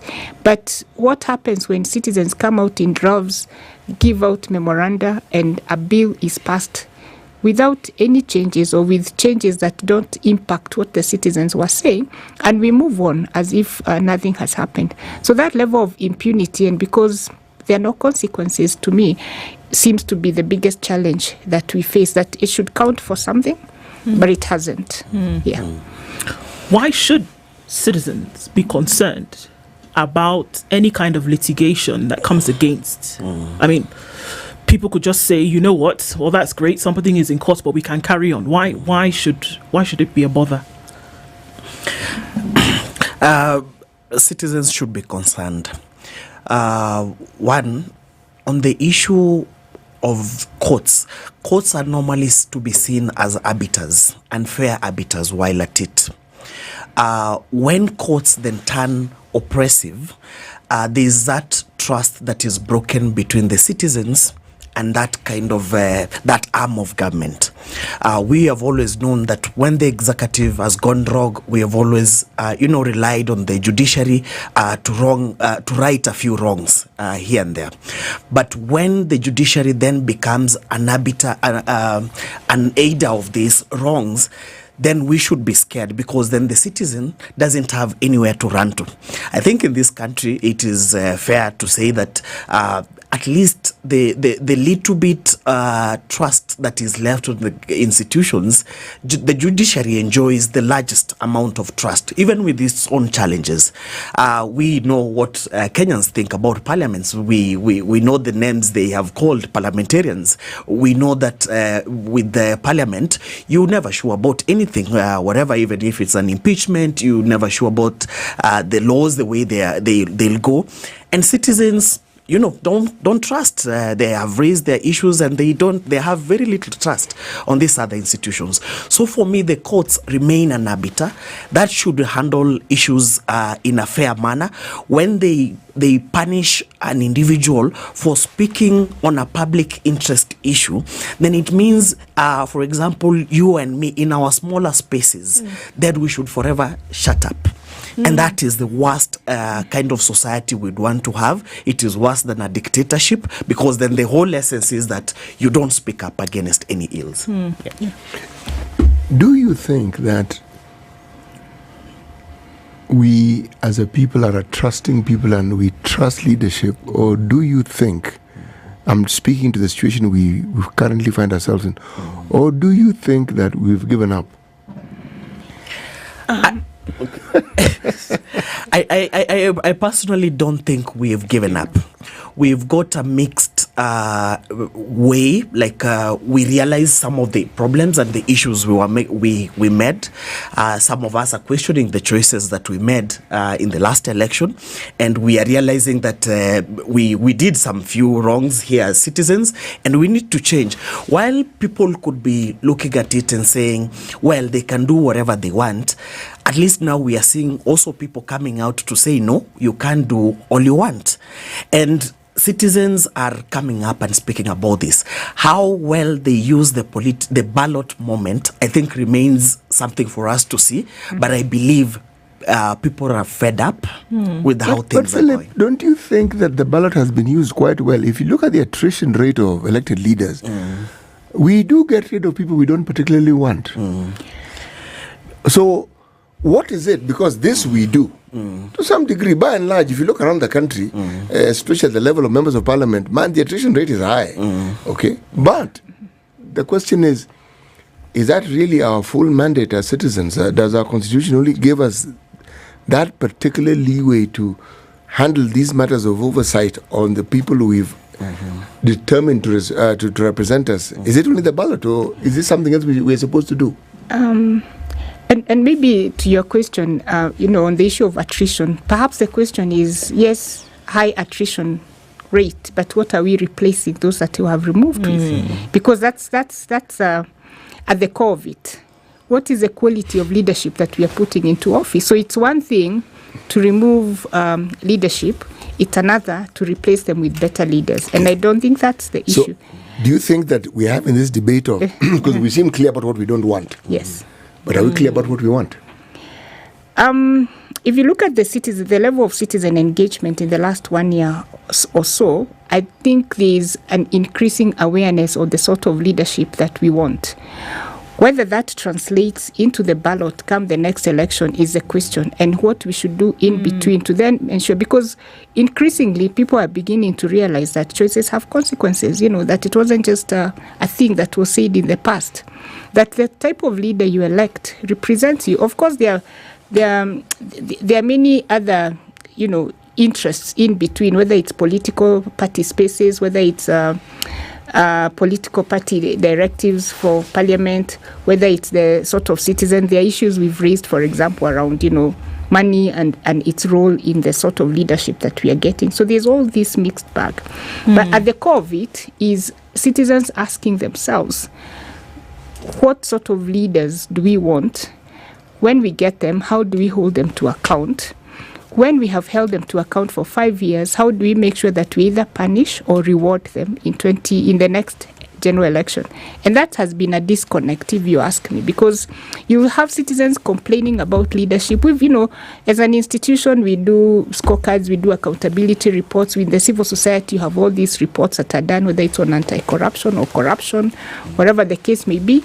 But when it comes to the ballot, that doesn't count. And then we spend the next 5 years complaining about the issues that we raised before the elections. But coming back to SLAP, allow me to say something. SLAP is not just about chilling information. It's not just about saying you can't speak about this. It's also the harm element of it.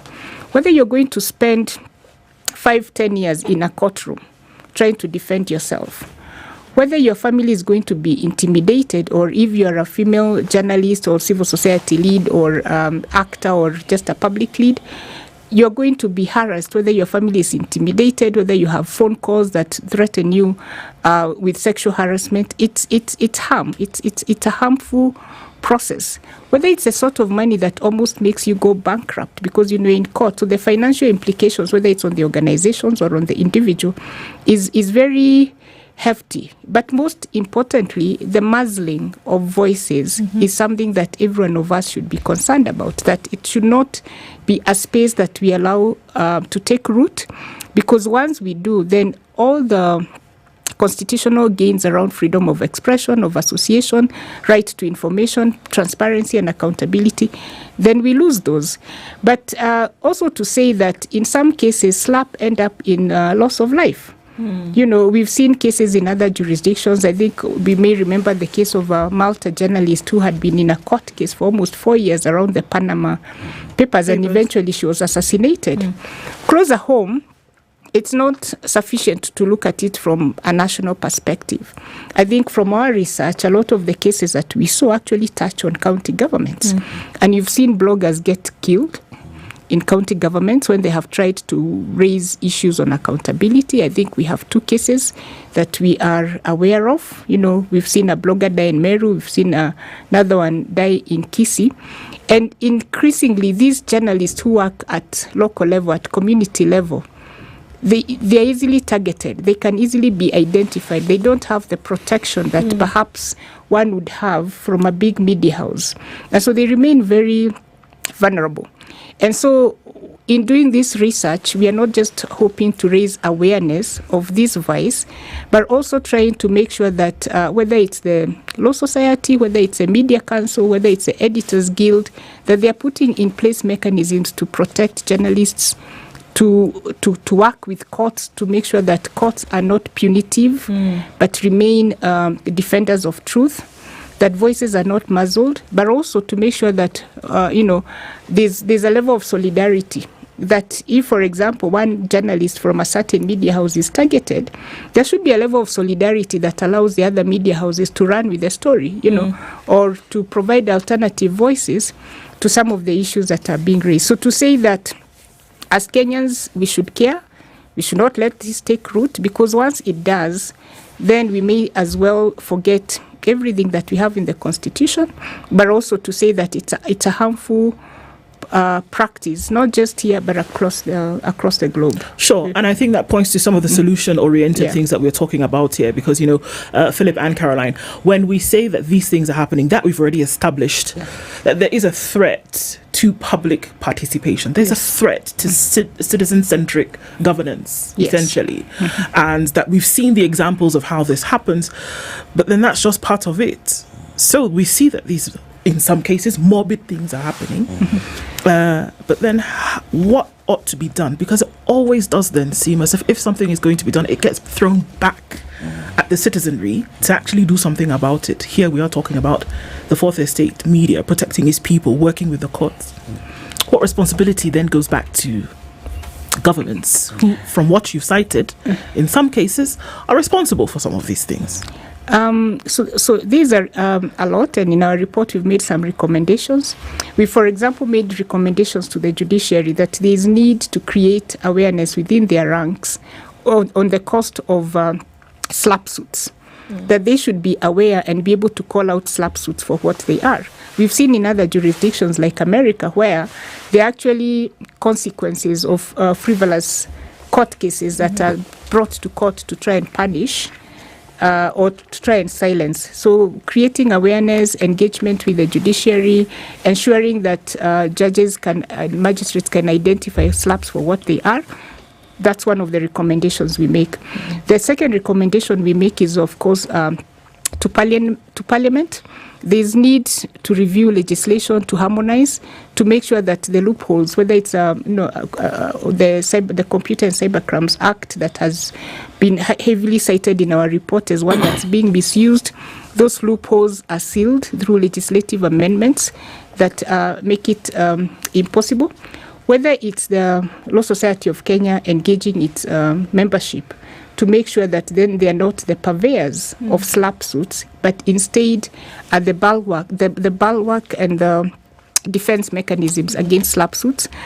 I think in terms of other duty bearers, it's really just making sure that there's the level of awareness across media. We've cited media a lot, and you see we've talked about the Media Council, the Editors Guild, Kenya Correspondents Association, and every media institutions, because from the report, journalists are heavily, I think from the research it was about 43 to 73%.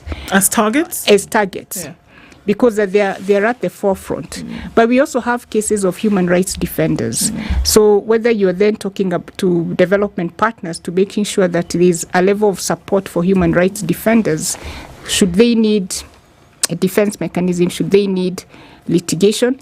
And finally, on the issue, I think the last 10 years you've seen a raft increase, in terms of public interest litigation. I think it's unprecedented, what we've seen in the recent past. And so this still remains a safety net where then you file counterclaims against slaps to make sure that then the voices of those that should be heard are not muzzled. Yeah. And all these recommendations are in our report. Okay.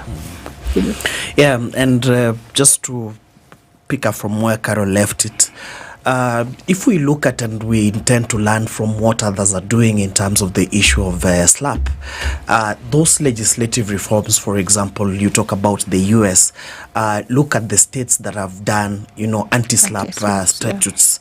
So what they learned, mostly you will realize there are states that, for example, are resource rich, and there was a lot of, these big mining companies, and they could see that these companies were using slaps to stop, environmental activists from speaking out, and they went back and had to put in a statute to ensure an anti-slap statute in their states, the few states that are putting those laws, to ensure that if if I have been sued for a case where I'm speaking on public interest issue, then I am allowed to just file a motion so that the burden of proof is put to the company to explain, for example, how then have I defamed or how have I offended their business rights. So that helps in a way that immediately the court can sniff out if the company cannot put tangible evidence to show, how my speaking out has affected them. Then, the court quickly is able to throw out this kind of this kind of suits. And as we speak, in the UK, for example, they have done already their public participation bill that also seeks to entrench anti-SLAPP, provisions in the UK, and they're saying we have noticed that a number of institutions are abusing, these litigation processes. They get the top law firms to sue some media houses, and in the UK it's actually been worse because media houses have actually shut down. And we pray that it doesn't get to that level in this country. Our defamation laws are actually an ordinance, if there is a word to use. What do you mean? An ordinance in the sense that we adopted these legislations since 1963 when we became, Kenya.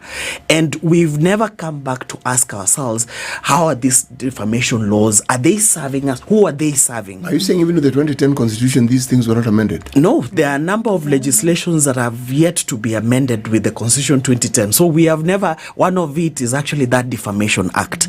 It has been amended in a very piecemeal way, and that is why it has been a fertile ground for the elites to exploit when they want to, silence people. So the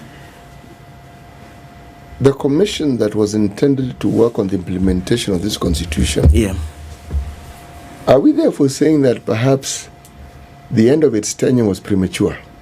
The CIC, that one has always come out that we didn't release CIC properly. They should have actually ensured that we do a whole raft of reviews for all our statute books.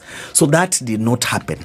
In a number of laws, you go to the Public Health Act. That is also another ordinance. You look at the kind of restrictions it has up to date. It's not consistent with the right to health as contained in our Constitution. So these are the laws that, for example, that Defamation Act, we should have gone back and ensured that we review that law so that it's consistent. This issue of anti-SLAPP could have been contained there. Okay. So look, there are mechanisms that are in place with any functioning government, one would hope, that there are mechanisms that are put in place to deal with the very matters that we're talking about today, right? When we talk about SLAPPs and we're looking at all of this background work that has been done to check and see, well, this is actually the state of things, and that there's litigation that would appear as though it's targeted so that we can muzzle the voice of public participation, isn't it? That's the establishment. Now, is it possible to say that, because like you said, public participation in many cases is a box somewhere in some report that must be ticked, where you're saying, have we filled the requirements for 1, 2, 3? One of those is, number 2 is public participation. Then we tick and we say yes. It's a suggestion, an ordinance, like you say. Can we expect that recommendations that Mzalendo Trust and GFI have come up with, or even things that would seem obvious to me and to you, that should then be incorporated, can they really happen if from the very genesis public participation itself is just a suggestion? I don't intend to do anything with it. Why would I protect you later? We can hope. We can, and in a lot of the issues touching on public participation, I think the courts have emerged as the biggest defenders, whether you're looking at the issues that were raised around BBI or court cases that have been taken to question, the passage of certain legislation. Public participation always centers there. But of course, we have a challenge because 14 years since the promulgation of the Constitution, we don't have a national public participation law or a public participation policy. So that framework is missing. Counties have, of course, done county-based public participation laws, but whether those are effective also remains a question to be asked.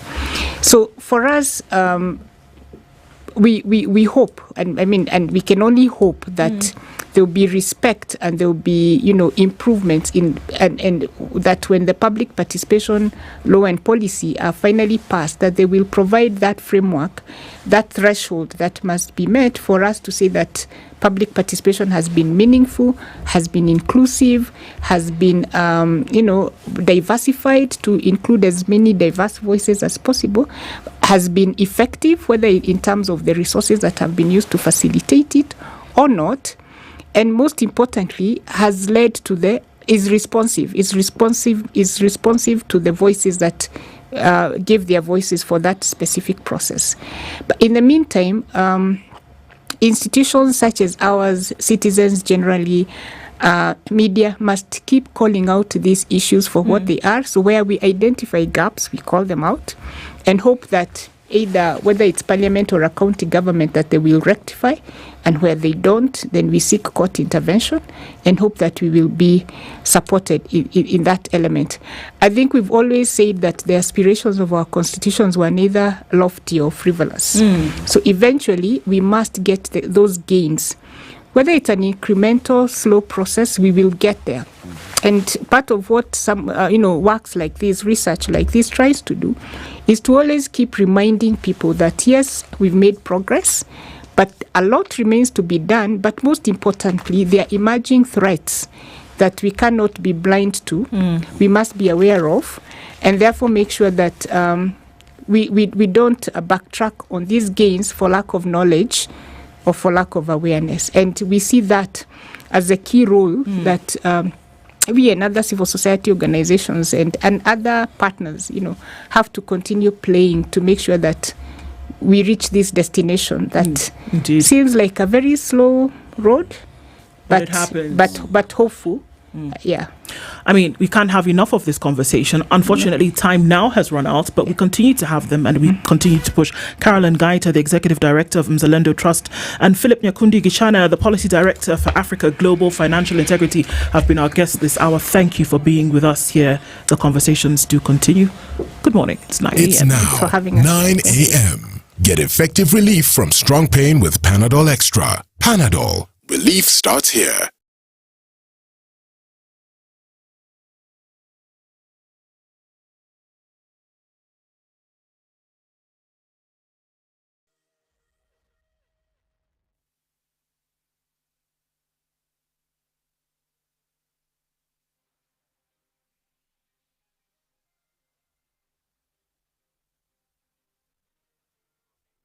Good morning, this is Newswire. I'm Dennis Asato. Residents of Banisa constituency held a peaceful demonstration demanding representation in Parliament following the death of their MP Kulo Maalim Hassan in March 2023. The constituency has been without an MP for 15 months and residents are now insisting their voices must be heard. The demonstrations aimed to draw attention to their legal right to representation in the National Assembly, urging the national government to address their concerns. Governors from the coast region will not attend a meeting convened at State House to discuss the issues that have paralyzed the Miraa and Mogoka business in the counties. The county bosses want President William Ruto to accord them more time to consult further before they can come to the table with their counterparts from the 4 Mount Kenya counties that grow the hub. A public forum convened to come up with resolutions that the governors hope to table before the head of state. Players in the education sector have been challenged to invest in educational opportunities to ensure that children with disabilities are accorded the same chances at education as the rest of the children. The calls come as challenges continue to plague differently abled children in accessing education at the basic level. Schools designated for children living with disabilities are few and far between, leading to some of the children missing out altogether on an education. Residents of Kamanyuni in Makueni County can now breathe a sigh of relief after Kenya Wildlife Services successfully captured a crocodile, putting residents in panic in the area. The authorities said they captured the 13-foot crocodile near the Athi River. KWS informed the public that they remain dedicated to community safety and wildlife conservation. They further noted that for any such incidents, one should not hesitate to reach them. The incident comes days after the authority rescued a baby crocodile on June 6th. The baby crocodile was rescued from a puddle of muddy waters at a construction site in Ruiru following a tip-off. The service said the reptile was washed away from its habitat following the recent heavy rains that pounded parts of the country. Police in Nairobi have recovered 5 suspected stolen vehicles at a homestead in Kamulu in an operation that also saw the arrest of a suspected car thief. Salesio Njagi Kiura was being persuaded by detectives after a June 10th report of a car theft to the Directorate of Criminal Investigations in Buruburu. DCI said the car, a Toyota Ractis, was stolen at Nairobi's Umoja Inako area. Its owner found the car missing moments after parking it at a spot. A raid at Kiura's residence along Josna's Road led to the discovery of the reported stolen car as it was being dismantled. 8 people died and dozens were injured in Zimbabwe when a bus carrying churchgoers caught fire on its way to an annual gathering. The bus was carrying dozens of Anglican pilgrims when the blaze occurred, causing 8 people to be burnt beyond recognition, according to police spokesperson Paul Nyathi. Nyathi also said over 50 people were injured, with 14 hospitalized. Israeli Prime Minister Benjamin Netanyahu has dissolved the 6-member war cabinet, and Israeli officials said this in a widely expected move that came after the departure from the government of the centrist former General Benny Gantz. Netanyahu is now expected to hold consultations about the Gaza war with a small group of ministers, including Defense Minister Yoav Gallant and Strategic Affairs Minister Ron Dawa, who had been in the war cabinet. The Prime Minister has faced demands from the nationalist religious partners in his coalition, Finance Minister Bezalel Smotrich and National Security Minister Itamar Ben-Gvir, to be included in the war cabinet, a move which would have intensified strains with international partners, including the United States. And Donald Trump, the Republican challenger in the U.S. presidential contest, opened up a marginal 2 percentage point lead over U.S. President Joe Biden this week in the race to win the November election, as voters weigh the recent criminal convictions of Trump and of Biden's son, according to a new Reuters Ipsos poll. Some 41% of registered voters in the 2-day poll, which closed Tuesday, said they would vote for Trump if the election were held today, while 39% picked Biden, a Democrat. Some 20% of voters in the poll said they had not picked a candidate, were leaning towards third-party options, or might not vote at all in the November 5th election. This is Newswire. I'm Dennis Aseto. Good morning.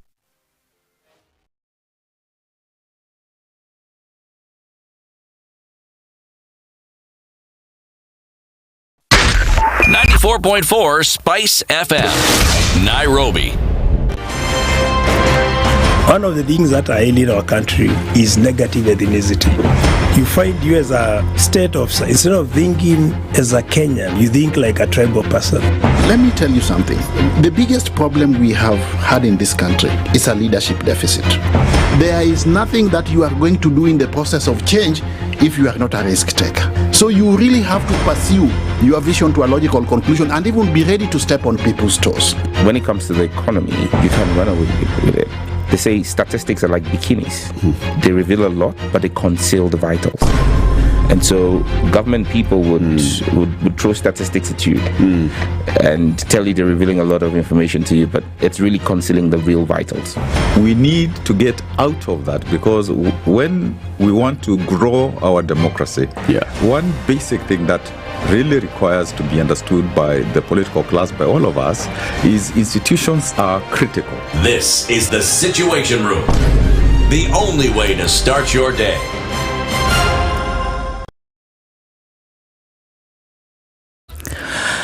It's a few minutes after 9 o'clock, and what's happening on our streets this morning? We're still seeing a little bit of traffic. It's building up in different parts of the city today. Coming off the Thika Superhighway, still heavy as you get towards Survey. But then whatever is coming off of Kiambu Road, not too bad as you get towards Muthaiga Square. Langata Road is busy coming through towards the CBD, and we're seeing some of that still heavy on Jago Road going out towards Landis. Landis, interestingly enough, is packed just at that junction as you get towards Kamkunji at the roundabout. But apart from that, I think we're going through Easy Street, literally, with traffic today. All right, some traffic, just actually not some, quite a lot of it coming in from the Eastern Bypass around Embakasi, very heavy then going towards Outer Ring, and that traffic is going to continue from a while. From all we can see, want to keep an eye on things as we're getting through to the end of traffic hour. But let's talk on SpiceFM KE on X hashtag the Situation Room.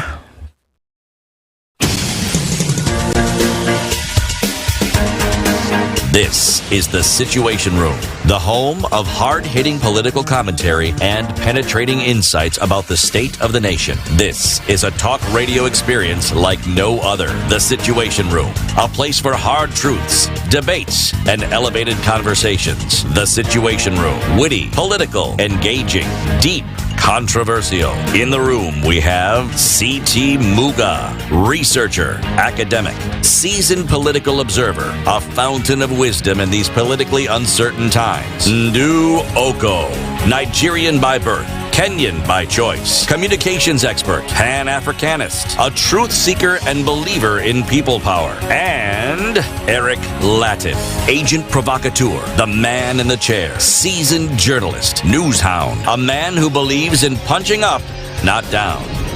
This is The Situation Room, the only way to start your day. 8 minutes after 9 o'clock, and we're into the final hour of today's show. Kenya's biggest conversation continues into 9 a.m. and we're coming into our last conversation for this morning, but one just as important. And our guest is already here. He's our friend, but he's been missing in action for some time. But he's here today, so we're happy all the same.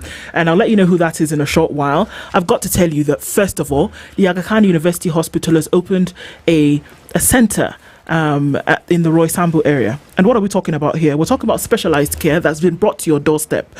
So the individuals or the specialists that you need to take care of certain diseases, whether it's cancer, whether it is dialysis that is needed, and there are oncologists on board, there are special care surgeons on board, general surgeons are also on board, and will be able to care for issues from chemotherapy to dialysis and other procedures that are needed. It is specialized care that's brought to your doorstep because the Aga Khan University Hospital believes that we can bring it, and that there is specialized care that's needed. It can be delivered in a proximity that is close to you. You can get on the website to find out a little bit more information about this, or you can call directly and on 011 011, so 0111 011 888. The Aga Khan University Hospital, world-class care here and now. Okay, so there's an amnesty and you're being forgiven by the 30th of June. CT, go. Well, you're being forgiven by an entity that we are all very familiar with. It's like your friendly neighborhood agencies called Kenya Revenue Authority. Okay. And they're saying, look, there's this year that ended 2022, okay? You owed us some dues you didn't pay. And you set in motion something we called taxes and penalties. And when you add all these things up, it comes to a very daunting amount. And they say, look, we want to, for ease of business, we are ready to just write that off. You don't have to pay. But for all this to happen, you have to start somewhere. You have to call us. Get in touch with us. Yep. 0711 099 and then 999 999. Someone will respond. You'll explain your situation. You'll ask for relevant details. You'll then be in a position to actually understand what the amnesty is about. But you have to call. However, the principal still has to be paid. Yeah. But again, even with that, we'll make it easier. We'll actually work out a payment plan. Something that you can manage. Don't keep quiet. Call, get in touch. A solution will be found. All right, KRA says talk to us. You can get on the website as well, www.kra.go.ke. So where to take your money, CT? Make a switch is what we're being asked to do. Well, there are very many places you can take your money, but we certainly do not advocate for keeping it under the mattress. No? No. That isn't useful. With that, you may have the money, but it won't do the things that Stanbic can do for you. Like offering you a mortgage at a constant rate. Constant meaning today, tomorrow, next year, the year after that, for 10 years, 9.5%. Now that is very difficult to beat. Beautiful. Yes. They're also saying, do this, open an account, put in 50,000 savings, correct? Open the account. If you have one, good for you, deposit 50,000 shillings. If you have a dormant account, come on, give us a call. Let's sort this thing out, and you can do this online. We will be able to sort all that out. Now, why this 50,000 is important is because it opens doors. One, you enter a draw, and that draw is on a monthly basis. On that monthly basis, the top winnings is 200,000. The next is 100,000. After that, there's 50,000 to be won every month. Then there's a major draw 3 months down the line, 1 million. That's the top prize you will win, followed by half a million, and then 300,000. Now, all these things are only possible, but you really do need to open an account. You need to have an account. You need to deposit that money. Yeah. Then all these things become possible. You can make the switch. You can actually make the switch and then be in the runnings to be a millionaire. Yes, and the switch also includes you having an account with some other institution, and you want to switch. Yes, you can. You can actually. They can take over your loans. Yes, you can. You can switch. There you go. And then when you're sitting in front of your TV, make sure you log on to www.showmax.com. There is great entertainment with Gigi, the premiere that happened yesterday, the 17th of June. It's a fantastic story of 4 young women and how they choose to look through a particular life of crime coming out of Jericho. And they're saying, you know what? This and other great programming available on Showmax, showmax.com, or download the Showmax app on your Google App Store or your Google Play Store, your Apple App Store, and find out what then is in store. The Euros are up, and we've already seen great matches. For little as 500 shillings, you can actually find out some of this great entertainment. Our guest is seated this hour. Dr. Danvers Makori is here with us, and it's been a minute since you have been. How are you? I am good right now. Yes, it has been a minute. I've taken a break from, I think, all media. Why? Sometimes you just what is it about us that needs a break? It wasn't you guys, but it's not you particularly. It's just sometimes you make yourself scarce. Your value goes up. So you come at $2. Dollars are scarce, so you go up. I like that. It's a strategy. For context, Dr. Danvers Makori is a commissioner at the National Cohesion and Integration Commission. Does that make it a little bit clearer as to why maybe you would be disappearing from us? Geez. First of all, let me ask you. I thought you have your rubber shoes on today or sneakers. Because I thought you were going to protest. And now they said we should finish show first. When we finish show, they now say 12 o'clock. At least City has a helmet looking like Fig, so tear gas may not be lobbied this way. Because, but I also have the shoes you mentioned. Yeah, the shoes that at least you have. You should be ready. You've been torturing everybody. Now you better be on the forefront. They said 12 o'clock. 12 o'clock. But it's good to be here, folks. It's really good to be here. It's good to see you. Yes. Yeah. So, there's a day, and it's the International Day for Countering Hate Speech. These are still big issues. They were big issues when it came about as a factor.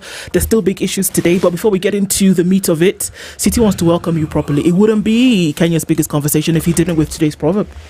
Yes. Our proverbs for the whole of this week come from the islands of the Republic of Mauritius. I say islands because, yes, we know Republic of Mauritius, and you think it's one island. No, several islands.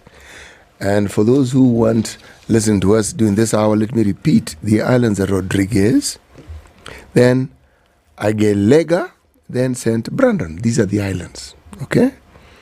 It's an island country. It's in the Indian Ocean. 4 hours flight from this country we call Kenya. It's not too far, just around the corner. Same length of time you take from here to Joburg, Oliver Tambo Airport. Same sort of time. The only thing is now this one you're flying over the sea. Right. The proverb. The cleverness of one alone is a shallow well that soon dries up. Come again? The cleverness of one alone is a shallow well that soon dries up. That's actually a very precise proverb. I agree with that. What does it mean? How would you interpret it? It's quite simple because you as an individual, you're a finite being. Let me put it that way. There's only so much you have and you can do. Therefore, no matter how wise and in-depth you have, there's only so much. You're limited. You're finite. But together, we remove the finiteness to an extent because we have a multiplier effect. There's a synergy when we come together. We can draw on each other and we can multiply that over time. Therefore, as the African saying also goes, if you want to go far, go together. So yeah, absolutely, yeah. But as an individual, you're limited. You only know so much you can do. And then it speaks us to our Eastern culture of togetherness. Yeah. Yeah. Indeed. Absolutely. So, the International Day for Countering Hate Speech, what's that? Well, it's a day that the UN, actually, this is a UN date has been set to focus especially on that specific issue because of the very existential danger hate speech presents to nation states and nations, especially based on what we've seen in the past. So the UN actually, which a few times they get a few things right, decided to go on the preventive aspect of it because governments by nature are reactive. The UN is just a massive global government, and they decided just for once to be preventive because they realized that in certain situations, especially on this specific issue, if you do not go on the preventive aspect of it, it is so hard to stop the snowball effect as things goes by. We've seen it from the Nazi days to Bosnia the other day. It's just that small. Once it starts snowballing, it's really hard to pull it back. So they realize, it's good to have these, and they set up policies. They have an action plan against hate speech. And guess what? We are the first country in the whole world to adopt a national plan against hate speech. Actually had the privilege to be at the UN. Yeah. 2 years back when we were about 3 years back, we were developing the policy document. And they really wanted us to spearhead this. So the first actually celebration was about that time, 3 years back. And I was there with an Ambassador Kimani, the then Ambassador Kimani, who was a permanent rep at the UN. I had a floor to give the speech because we're the first country to adopt is to have this framework against hate speech. And secondly, in the scheme of things, we are the first nation now, the only two countries in the world, Pakistan is second, to have an actual law that speaks to the specific issue of hate speech. Is it broad? Not really. Is it effective? Not as much as we'd want to. But I think the UN realized we are we are in the vanguard of this issue of hate speech. So they said, you know what? Why don't you adopt this? And when we have adopted it, and it's still in the early stages of implementation, but that's the general gist of what it is. Okay, I mean, I think we've seen some of the effects of hate speech around the world. Here on the continent, we've seen it in different parts of the world. But let's just go back a little bit, Danvers, and say, what then would characterize hate speech? What are we hearing or seeing that we can then now say this is hate speech, or what I've heard is actually then hate speech? Now, I think that's a very good question, and that's the actually $1 million question when it comes to hate speech. The reason why countries have not been able to adopt a specific legal measure or law or a bill is because of the half word of that complex word hate speech, the speech part. Because speech is protected to an extent, and it's something we call free speech in this modern day world, especially coming from see what Americans are doing. With free speech and in actually mentioning it, there isn't an actual definition because it's very broad. But we know now in our act is actually very specific on ethnic content. You have to have in law, which is very hard to prove, what we call mens rea, the motive. Yeah. Okay, mens rea to motive, the intention of inciting ethnic hatred against somebody. So and that's the biggest thing to prove, and that's really even we have a challenge when it comes to even prosecuting legal cases for that matter, mens rea. But now it's measured on the effect. Okay, if today's city says something, it can be misconstrued, it can be judged to go either. But now, if the effect it is that you can see it has effect on the ground, and it is after the effect, that's a challenge you have that's the reality that we have even in our law. That's the case. Okay, now city said this, but this is what it caused. Certain groups, certain people reacted this way, and they decided they caused harm or conflict to other groups because of what city said. Yeah. Now, in the US, they've been a little bit more successful because they have actually something called hate crime. Okay, because they go a step further. It's not what you say, but it's what you do. There's certain crimes that are against people that is because of their history along racial lines. Like there's a mass shooting in Boston a few years ago, and one of the things that was prosecuted and it was a felony was specific hate crime because the perpetrator actually mentioned it. They said, you know what, he's targeting a specific race, and as he was shooting in the supermarket, he called people racial epithets because that was his intention. Yeah.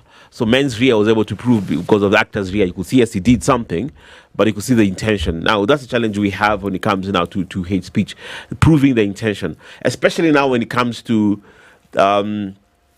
what do you call the specific word we use, coded language. Yeah. Because especially in our country, and we saw it very effectively in Rwanda, and we can say in our country, kwekwe. I can say, well, I was just referring to actual weeds. So what if you take me to court, I'll say, well, I was just talking about weeds. Yeah. So you have really no case against it because I'm talking about weeds.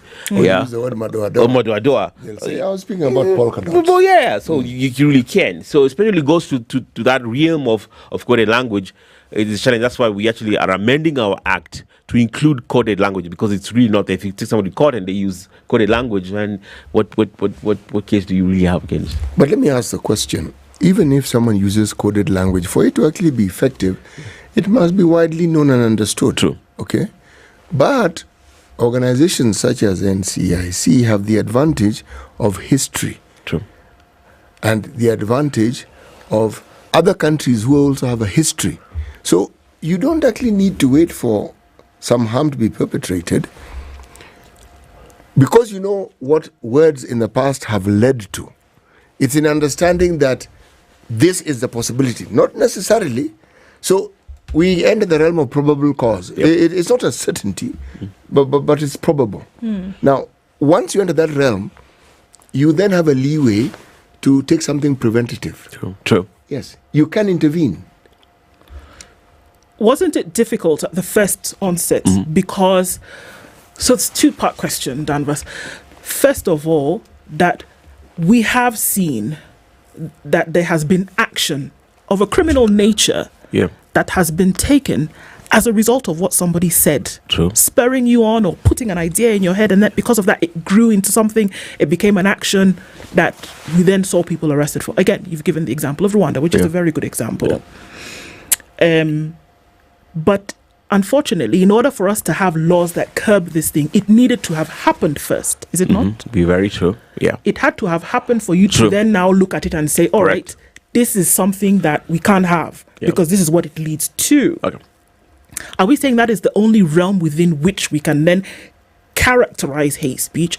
Or are we saying that when we look at them a little bit closer, we are actually saying, don't even say things of this nature because the likelihood of there being requisite action then is greater by virtue of you having said it? Now, let me dovetail both what you said in this manner. First of all, it's very true. Even in our specific instance as a country, the reason NCAC actually exists is because of what happened in 2007, 2008. There was actual ethnic violence against communities. We went to a brink of civil war because of what was said, okay? Because of politicians inciting and pushing a certain narrative. So, true to your point, NCC was created, and the law actually to prevent that from happening was created. Fact. Second, the reality was the people who created that law, the lawmakers, at that time and in subsequent years, so happened to be the biggest perpetrators and actors in this realm of incitement. Okay? So if I am a politician, an elected member of parliament for that matter, and I know the realm of the place I operated Therefore, I'll make sure as I create that law, I am shielded to an extent. Okay, I'll create a weak law so that by the time you really get to me, it's going to be difficult. That was very intentional because at that time, the biggest perpetrators of that.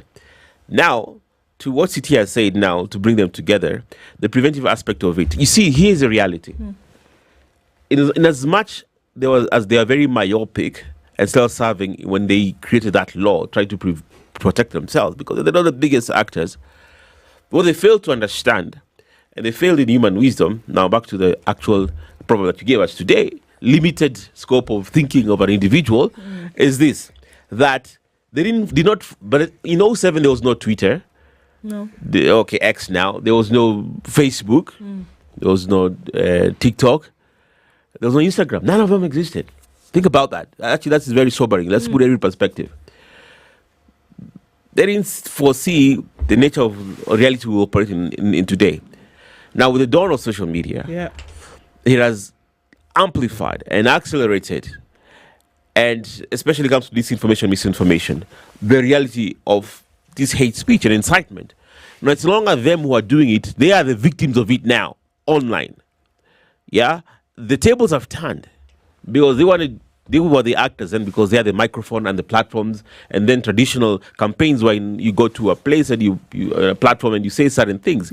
Now the tables have turned. The masses are armed. You don't need to be on TV or radio to say something. No. They have. So now they realize, maybe we should have done something. And we saw during the last election, we had a peaceful election. Then the week after the election itself, because there was that lull as we waited for IBC to announce the results, everybody was an authority in what the score was, and they said they have won. This side said they have won, and this is the challenge we had, and this is a true story because I personally had to engage both sides. So you guys are going too much. You can't say you've won and we know that the scores are not determined yet. Now, here's the reality. To the preventive aspect, this is important. We had a discussion with all social media companies. This is how it's going. Okay, to the prevention aspect. X, that time Twitter, Google, TikTok was very new, and Facebook. And we said Meta. And we say, listen, guys, we don't want to be adversarial as a government entity. Let's be partners. Because they have content moderators, they have measures they have within even the rules of regulations within those spaces of what you say, what can't you say. So just enforce your own rules. They have regulatory mechanisms within there. Just enforce your rule. And they agreed for the most part, apart from Facebook, to do that. and we are an issue. And right now, actually, there's a big case on Facebook concerning that issue because and they have been sued what happened in Ethiopia. And we are partly joined with them because of their platform that actually has been used and proven to cause death and harm to people. Because certain groups, certain hate, even in our country, one of the reasons I was in the UN on this specific issue was because at that time, if you remember, City, you guys had me here, and you had me here a while back, 3 years ago, and Massabit was at the brink of civil war. And I said the only place in our country where we were close to genocide was Marsabit. We were this close to genocide because if you look at the social media aspect in that country at that time, especially Facebook, the hatred and the vitriol that was there was amazing. And we used that to go to social media companies and say, okay, guys, this is what happened. We cannot allow it to go on full scale. This is a specific region in our country, and we had evidence. We had groups that needed to be pulled down. They refused to pull down this group. So we say, let's partner. If we have an issue with Ndu saying something, we'll bring Ndu's posts on X and say, you know what Ndu is saying is dangerous to our country. So just pull it down for now, and then we can discuss other issues later. And X at that time was very successful. So to your point and what you said, that's what the things that we've done. Okay, let's take a break on that note and come back. We're looking at the International Day of, countering hate speech, and Danvers McCurry from the National Cohesion Commission is here with us this morning. We'll take a break, look at weather and traffic, and come back right after this.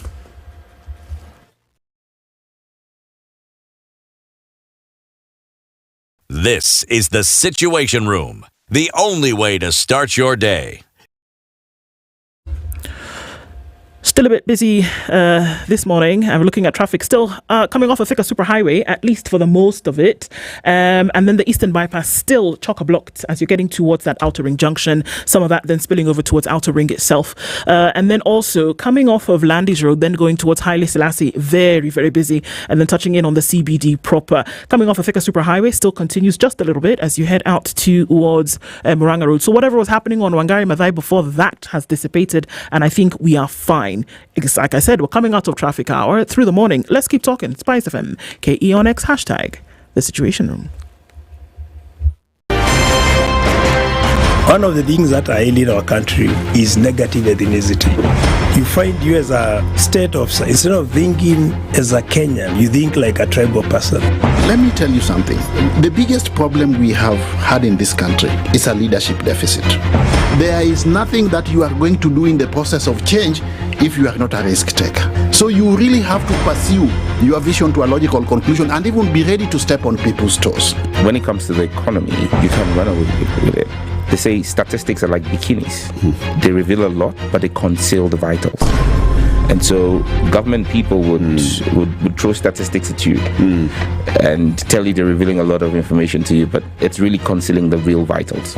We need to get out of that, because when we want to grow our democracy, one basic thing that really requires to be understood by the political class, by all of us, is institutions are critical. This is the Situation Room, the only way to start your day.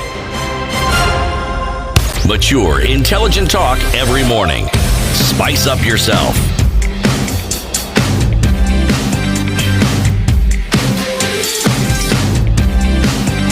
Mornings done right.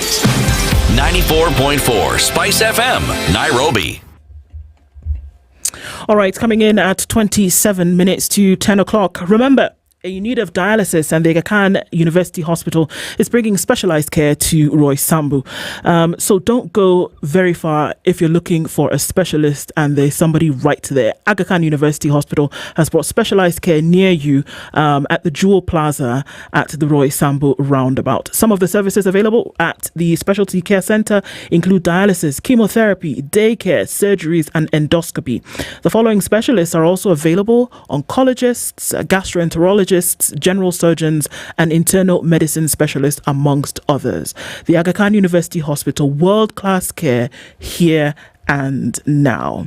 Our conversation continues this hour as we're looking at the International Day for Countering Hate Speech, and Dr. Danvas Makori, who's a commissioner at the National Cohesion and Integration Commission. We're talking this hour and we're looking at, revisiting some of these issues, and I think are vital when it comes to things that could happen. And I guess that's the difficulty, as you had intimated previously, Danvas, so how do you prove it? And the dangers that lurk there. And I think here, it seems that every time there is an election or running up to an election, or, when everybody just really fancies, they can stand up somewhere and say whatever they like.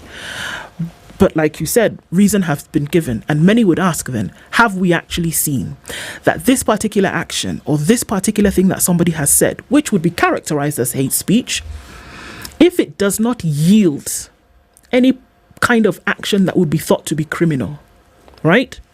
Can you then go for that person? Can somebody say something and then give the reason and say, well, look, I said it, but nothing happened. So why would you be coming for me? Thanks, Nick.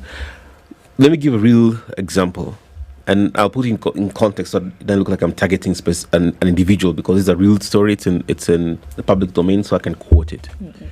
So in the big scheme of things during our election period last year, compared to other times in our country, we had the least amount of, I would say, incitement coming from politicians directly themselves.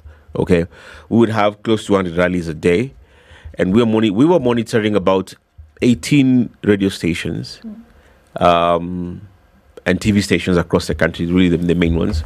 We were monitoring live as it was happening, so it was quite a difficult thing to do, but we did it. So I'm putting this perspective before I give you this example. So we have 100 rallies approximately a day from Turkana to Lamu, okay, across the country. And for a 2-year period of campaigning, there was minimal incident by actual politicians. Now, what they did was you had proxies. They gave the surrogates and bloggers to say all these crazy things, but they did not say it. Now, at one time, that's why I'm giving this story. Yeah. One Honorable Mythical Inturi said a word or a phrase in Eldoret that everybody had took issue to, given the context of our country, which was the word Matoa. Okay? And we, of course, took action. He was arrested. He was the only politician arrested at that period of time. And when we arrested and started processing him, actually the DC took action quicker than we wanted, because sometimes you need, so there's a legal process before you arrest somebody. Just these days, this is because you just arrest people any day you want, and hold them how long you want. We have constitutional protections to your rights, so there's a process which they kind of skip, so there was no time. Anyway, long story short, when he was arrested and prosecuted and taken to court, long story short, his case actually was dismissed. Okay. On what grounds? And that's important. Actually, his case was dismissed by the courts because of the issue of evidence and the preponderance of evidence, and just proving what he said actually meant harm of them. Now, we use, of course, the same thing in history, especially in where he was, in Western Judicial. It had a very negative history or connotation as our country. Okay.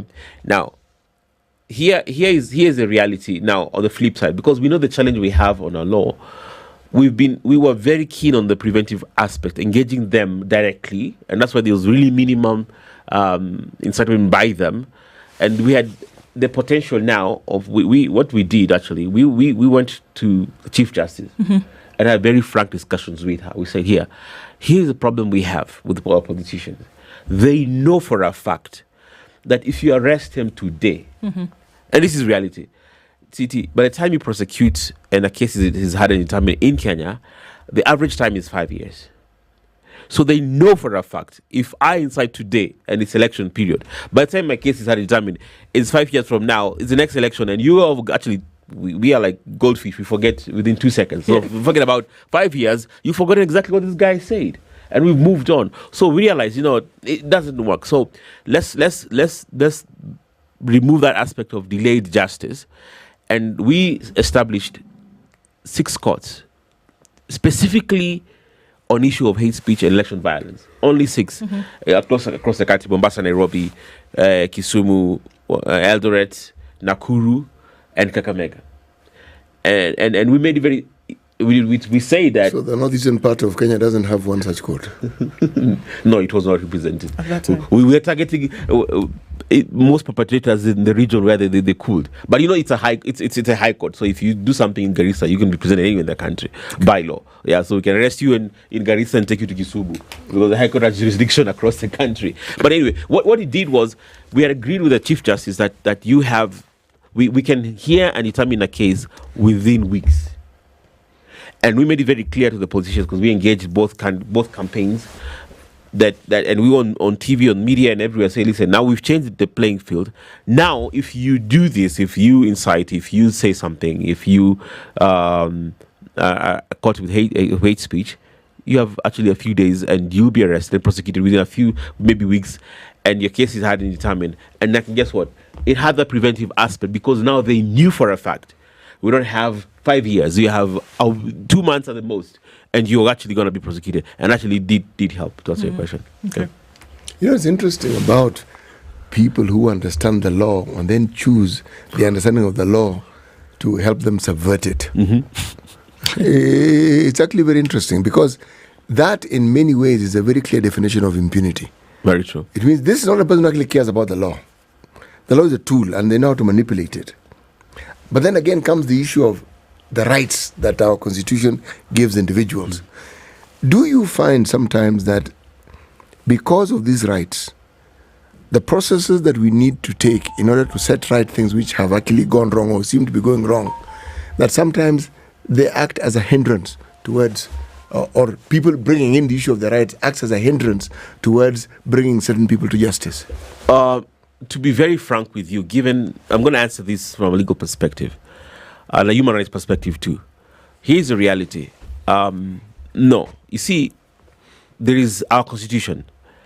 And given the history of our country, CT, we needed that constitution because we know the abuse of power that we witnessed. Secondly, I don't think we've evolved as a country to an extent, but the human nature has not evolved. Why? And progressive. So the state still has the potential to abuse power, to oppress, suppress, to persecute you if they want to. So there have to be certain mechanisms and measures to prevent state abuse. Remember, if you're arrested today, to answer your question, it is the state that will arrest you. Yes. Okay? Different arms of government, but they're all still state organs. Yeah. Okay? It's the police, the public prosecutor who will prosecute you, and it's the judge who will hear your case, who's a state officer. I mean, who do you have to protect against all these state potential excesses? Because they can conspire. Now, they're supposed to be independent of each other, but we've seen many times that they can actually conspire against you. And you as an individual, what protects you? Who protects you? It's a constitution. And that is why we enacted it. So I will not say it is to be the country is a problem. No, actually, we've not even implemented institutions. What we've had is if you talk to experts, especially I've sat with experts who drafted the constitutions, they are saddened that we've not even implemented or enacted 3/4 of the constitutions, because we have certain bills which should have come into play now, so that now there is a balance, so to speak. So we have all these excesses in terms of what we see as right, but we never had, like, for example, our bill actually there are times that our bill has been questioned whether it's constitutional or not. Yeah. So we've never seen. We still have a cake law today. If you go to protest they still the Public Order Act, which is unconstitutional, by the way. Yeah. This thing was done during the colonial times. Yeah, and the police still use it to suppress and oppress people. It is wrong. So for me, I would say we have laws should be enacted, specific laws, so that now there is actual impediment, the deterrence to those who have impunity. Because why they have impunity is because they know for a fact there's a lacuna, so to speak. There's gaps between what the Constitution says and the bills that actually ought to help now enforce certain laws. So the enforcement part is what is lacking. We just need more laws to make sure that is enforced and implemented. Why do you think there's non-implementation of some of these factors are so clearly important? Why do you think? I mean, it could be that they are ignored, or it could be that there is deliberate inaction because we know what it means if they were. Why do you think that these have not been? Because this is the second conversation we've had this morning. Yes. Where we are complaining about laws within the Constitution that have not been implemented. So there's a problem. Why is it not happening? To be very honest with you, and this is the biggest conversation in the country, as you say, unfortunately, let me actually be more precise, lawmakers, MPs have one of the key issues they ought to do is legislation. An elected member of parliament is legislation. So you want to tell me, as an elected member of parliament, to enact laws that will restrict me, that will affect me negatively, so to speak. It will benefit millions of Kenyans, but on the other flip side, it affects me negatively. Absolutely no, because we are selfish, we are myopic, we are self-centered, we are narcissistic. There's absolutely no way I am going to implement these laws because they will adversely affect me, although they will benefit the country. So it is me first, not the country first. So to put it point blankly, we have leaders who put self-interest first instead of the country first. Pure and simple. You know, we had one Mr. Charles Nyachai sitting on the seat you're sitting on, and we wanted him to talk to us about the commission that he headed when devolution became a reality. Yep. And one of the questions we asked him was, do you think those years were enough? And he said, yes, he thought they were enough. Yep. I think I disagree with him. Because that was the commission that would have ensured that these gaps we're talking about are actually put in place. Very true. Because when we left all these matters to the vagaries that Parliament is, well, here we are, aren't we? Yes. Very true. I agree with you. I was with him actually in Naivasha in a conference with all independent commissions and offices. And they all had the same problem. And he was a panelist. And he had time to speak, but there was a challenge, exactly what you said. And there was a rush to do this thing. The Constitution is, for lack of a better word, I just want to put it in perspective. Was it really a rush? Because with hindsight now, this was deliberate. Yes, true. It was. Because it's like someone saw. To understand it, you only need to look at some certain aspects of our commission that really empowered the citizenry and sought to give the citizenry the power that the Constitution actually sought to give them, which got watered down really quickly. Like, for instance, just our ability to recall members of Parliament. Now, imagine the very people whom we can recall are given the power to determine whether that law can... now you tell me, how's that going to work out? It won't. Of course it won't. That's exactly what I said. So I think it's... But here's a caveat to it. And I don't think maybe Kenyans learn very quickly. At the end of the day, there's a bottom line in the sense of a democracy. Okay? And we the people actually determine the leaders that go to Parliament. That's a reality too. Yes, it is. Okay? So as much as we have a deficit of leadership, but in a democracy like we have in our country, they're reflective of who we are as a people, Kenyans too. But Dr. Yes. This deficit, we speak of it loudly. We speak of it in the previous hour. Yeah. But is it that we make bad choices, or is that the accountability measures or the accountability tools that we have are inadequate? Because what is it that makes a good leader? Is it someone who does not need supervision and oversight? Everybody needs supervision and oversight. True. Or is it our unwillingness? Because I don't think we're unwilling to oversight. But so the question is, what stops us? Because in the absence of that, that's when leaders get to now entrench this impunity we're speaking of. They just do exactly what they think they want to do or feel like they should do. I have a question now to that, and we can think about it. And you help me now on this. You help me. Can good people, generally speaking, elect bad leaders? And can bad people elect good leaders? The answer to both questions is yes, but I'll put a caveat to it. There's nothing like good leaders and nothing like bad people or bad leaders. No. Many people who get elected because there's a certain track record they have. If not, their party has traction and can get them elected. But there are people, and they're not few, who are elected because what they say they want to do, people have seen them do. Then they get sworn in. And then this monumental change takes place, and you start wondering, what happened to these people? It's a question we keep asking, okay? But the answer is not really complicated. In the absence of daily oversight from the people who actually put you in office, it is very, very easy to take your own path and do whatever you wish, and you think 5 years is a very long time. Exactly. Yeah. But the very politicians we speak of has ensured that 5 years isn't such a long time, because if they start campaigning now. There's something they've understood. Okay? Now, they seem to understand what they want a lot clearer than what we do.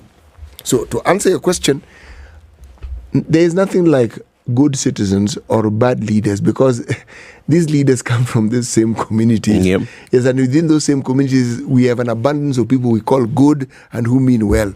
And among the people they usually elect are people who they think are actually good people. Yes? So then maybe, are we not looking at an issue then whereby what we hold sacred or what we hold sacrosanct then comes into question? Because if I hold systemic values in terms of no matter what, this thing that I'm supposed to do will be done. 1, 2, 3, 4. Doesn't matter. Come rain, come sunshine, I will do what I'm supposed to do. I will not do what I'm not supposed to do. If we did, then it wouldn't matter what position you find yourself in. You will actually get it done. that if you do hold certain values up here on the integrity rung, that you will do your job. And so I think it is on that backdrop that other jurisdictions were able to look at them in awe and say, how is it that volunteers are the ones who run an election, for example? It doesn't have to be a body, an electoral body. It's volunteers who understand that, well, you know what, guys, this is what we hold up here. And so we'll do it because that is what is expected of us. Could it be a value issue? Because that would answer why somebody who you, and I hate that word, good, somebody who you see is good, finds themselves in a position of leadership and then somehow they become bad. So were they bad all along, or did the situation change? Look at it this way. As they say in Kenya, kwa reality, kwa ground vitu ni different. Look at it this way, and let's be very practical. And just listen to me for a minute. Go outside your studio right now and just stand outside your gate and just observe. Observe how traffic moves. Observe the border guy. Go down the road here at this junction, GM. Just observe the vendors, observe the pedestrians, observe human beings. There is a crossing over there, but you'll see people walking on the highway. Right? You will see vendors throwing trash right across the street. You'll buy a piece of corn or sugarcane and spew everything down there. You see bodas going the opposite way. You see motorists reversing with an order to reverse. You see all manner of things across the board. That's why I said everybody, whether it's the rich, the poor, the middle class, it doesn't really matter. Just observe generally. Just observe human behavior. Just be quiet. And this is something peculiar we've seen in this nation. I believe, and this will get in trouble, but I'm going to be really truthful here. I'm going to get in trouble. Okay. Get in trouble by all means, please. We as a nation, to your point, in terms of values, our psyche as a nation, to what you've used, the impunity level, I don't think we are there to the rule of law. I think intrinsic nature is that of lawlessness and impunity and chaos. And we love it so. So now, I'm speaking very So now, you bring a leader, and here I am, if I run an office, say I will bring order and I will make sure there's no this and that they will follow the rule of law. I promise you I will not get elected. Let me put it this way. Is it because people don't want law and order, or is it because they don't believe you? No, you know why? Let me tell you why. And allow me to cite the scripture here. There's a verse in Judges that says, in those days, in Judges, there was no kings and everybody did what was right in their own eyes. Yeah. You see, everybody did what was right in their own eyes. So if it is right for me to steal from you, I'll steal from you because it's right for me. I don't care. I need it. Yeah. If I want to run you over CT because you're on my way and I'm running late, get over my way. I'll run you over because it is right for me to do that. Have you ever heard of the broken window theory? Yes. Let me read an aspect of it to you. Yes. The broken window theory states that visible signs of disorder and misbehavior in an environment encourages further disorder and misbehavior leading to serious crimes. Absolutely. No, that is true. Okay, now, you see, what does human nature naturally gravitate towards? Good or bad? Bad.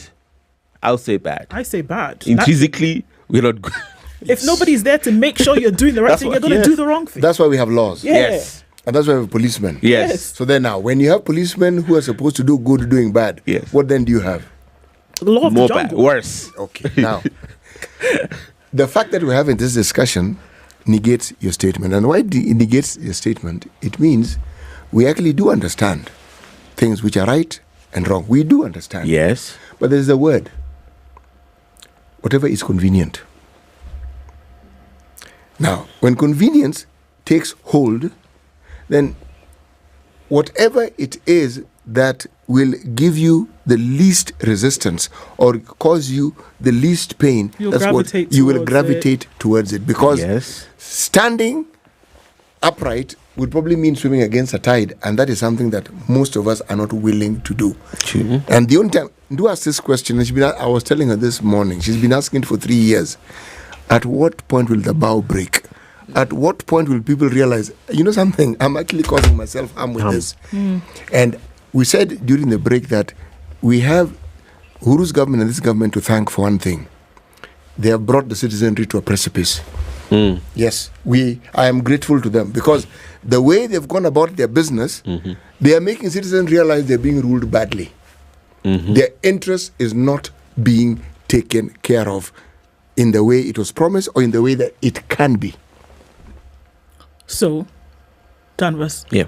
So what are then steps towards, and I don't think we can tire from putting them out there. You know, our minutes are running down. But what are steps that can be taken, even as we remember this day and commemorate it? We're into what I'm going to call political silly season already. Yeah. And things are happening here, things are happening in different parts of the continent, things are happening in different parts of the world. But here, where it's localized, what are steps where what things we ought to be looking out for? Snuff them out where needed. Very simple. Let me use this analogy because of time. If you're in a dark alley with a road or a roadway that is dark, why we light them is because light chases away darkness and exposes everything. There is a less chance of a criminal activity taking place. You're marked in a very dark alley or roads. And so we light up streets. Okay, it's generally for safety. What we are doing today is exactly that. We are bringing light. You understand? We're bringing light to the issue. We're chasing darkness because darkness is lack of knowledge. So light is used as a metaphor for knowledge. When you bring this, when we're discussing about it, we're talking about it, because we can sweep it on the rag and assume everything is fine. Yeah. But then we give space and time for those who perpetrate of evil to do that. But when you do this, there's a deterrence aspect we are creating. We're talking about it. The citizens are getting empowered. Somebody who's about to say something bad today, or a politician or leader, will rethink it because they have listened, they know. In the action plan, this is an actual plan. Actually, we have an action plan. It's very simple. It's bringing all the actors, including you. Media is extremely critical in this aspect. So there's law enforcement, there's the civil society. All these actors have to come together so that we are the light in the early darkness of hate speech. But once you do that, then we can save a nation and be preventive on that issue. No greater words to end on, I think. Dr. Danvers Makori, thank you for being here this morning, a commissioner with the National Cohesion and Integration Commission, and we've been having that conversation on countering hate speech, International Day for the Countering of Hate Speech, but then looking at other issues that are pertinent to discussions we're having even today, which concerns the finance bill. I have to say one thing, be safe, folks, no matter what it is that happens today from 12. Let's see what happens as we go through the day. Thank you for being part of Kenya's biggest conversation today. We'll be here again tomorrow, God willing, at 6 a.m. and it continues. Good morning. It's 10 a.m.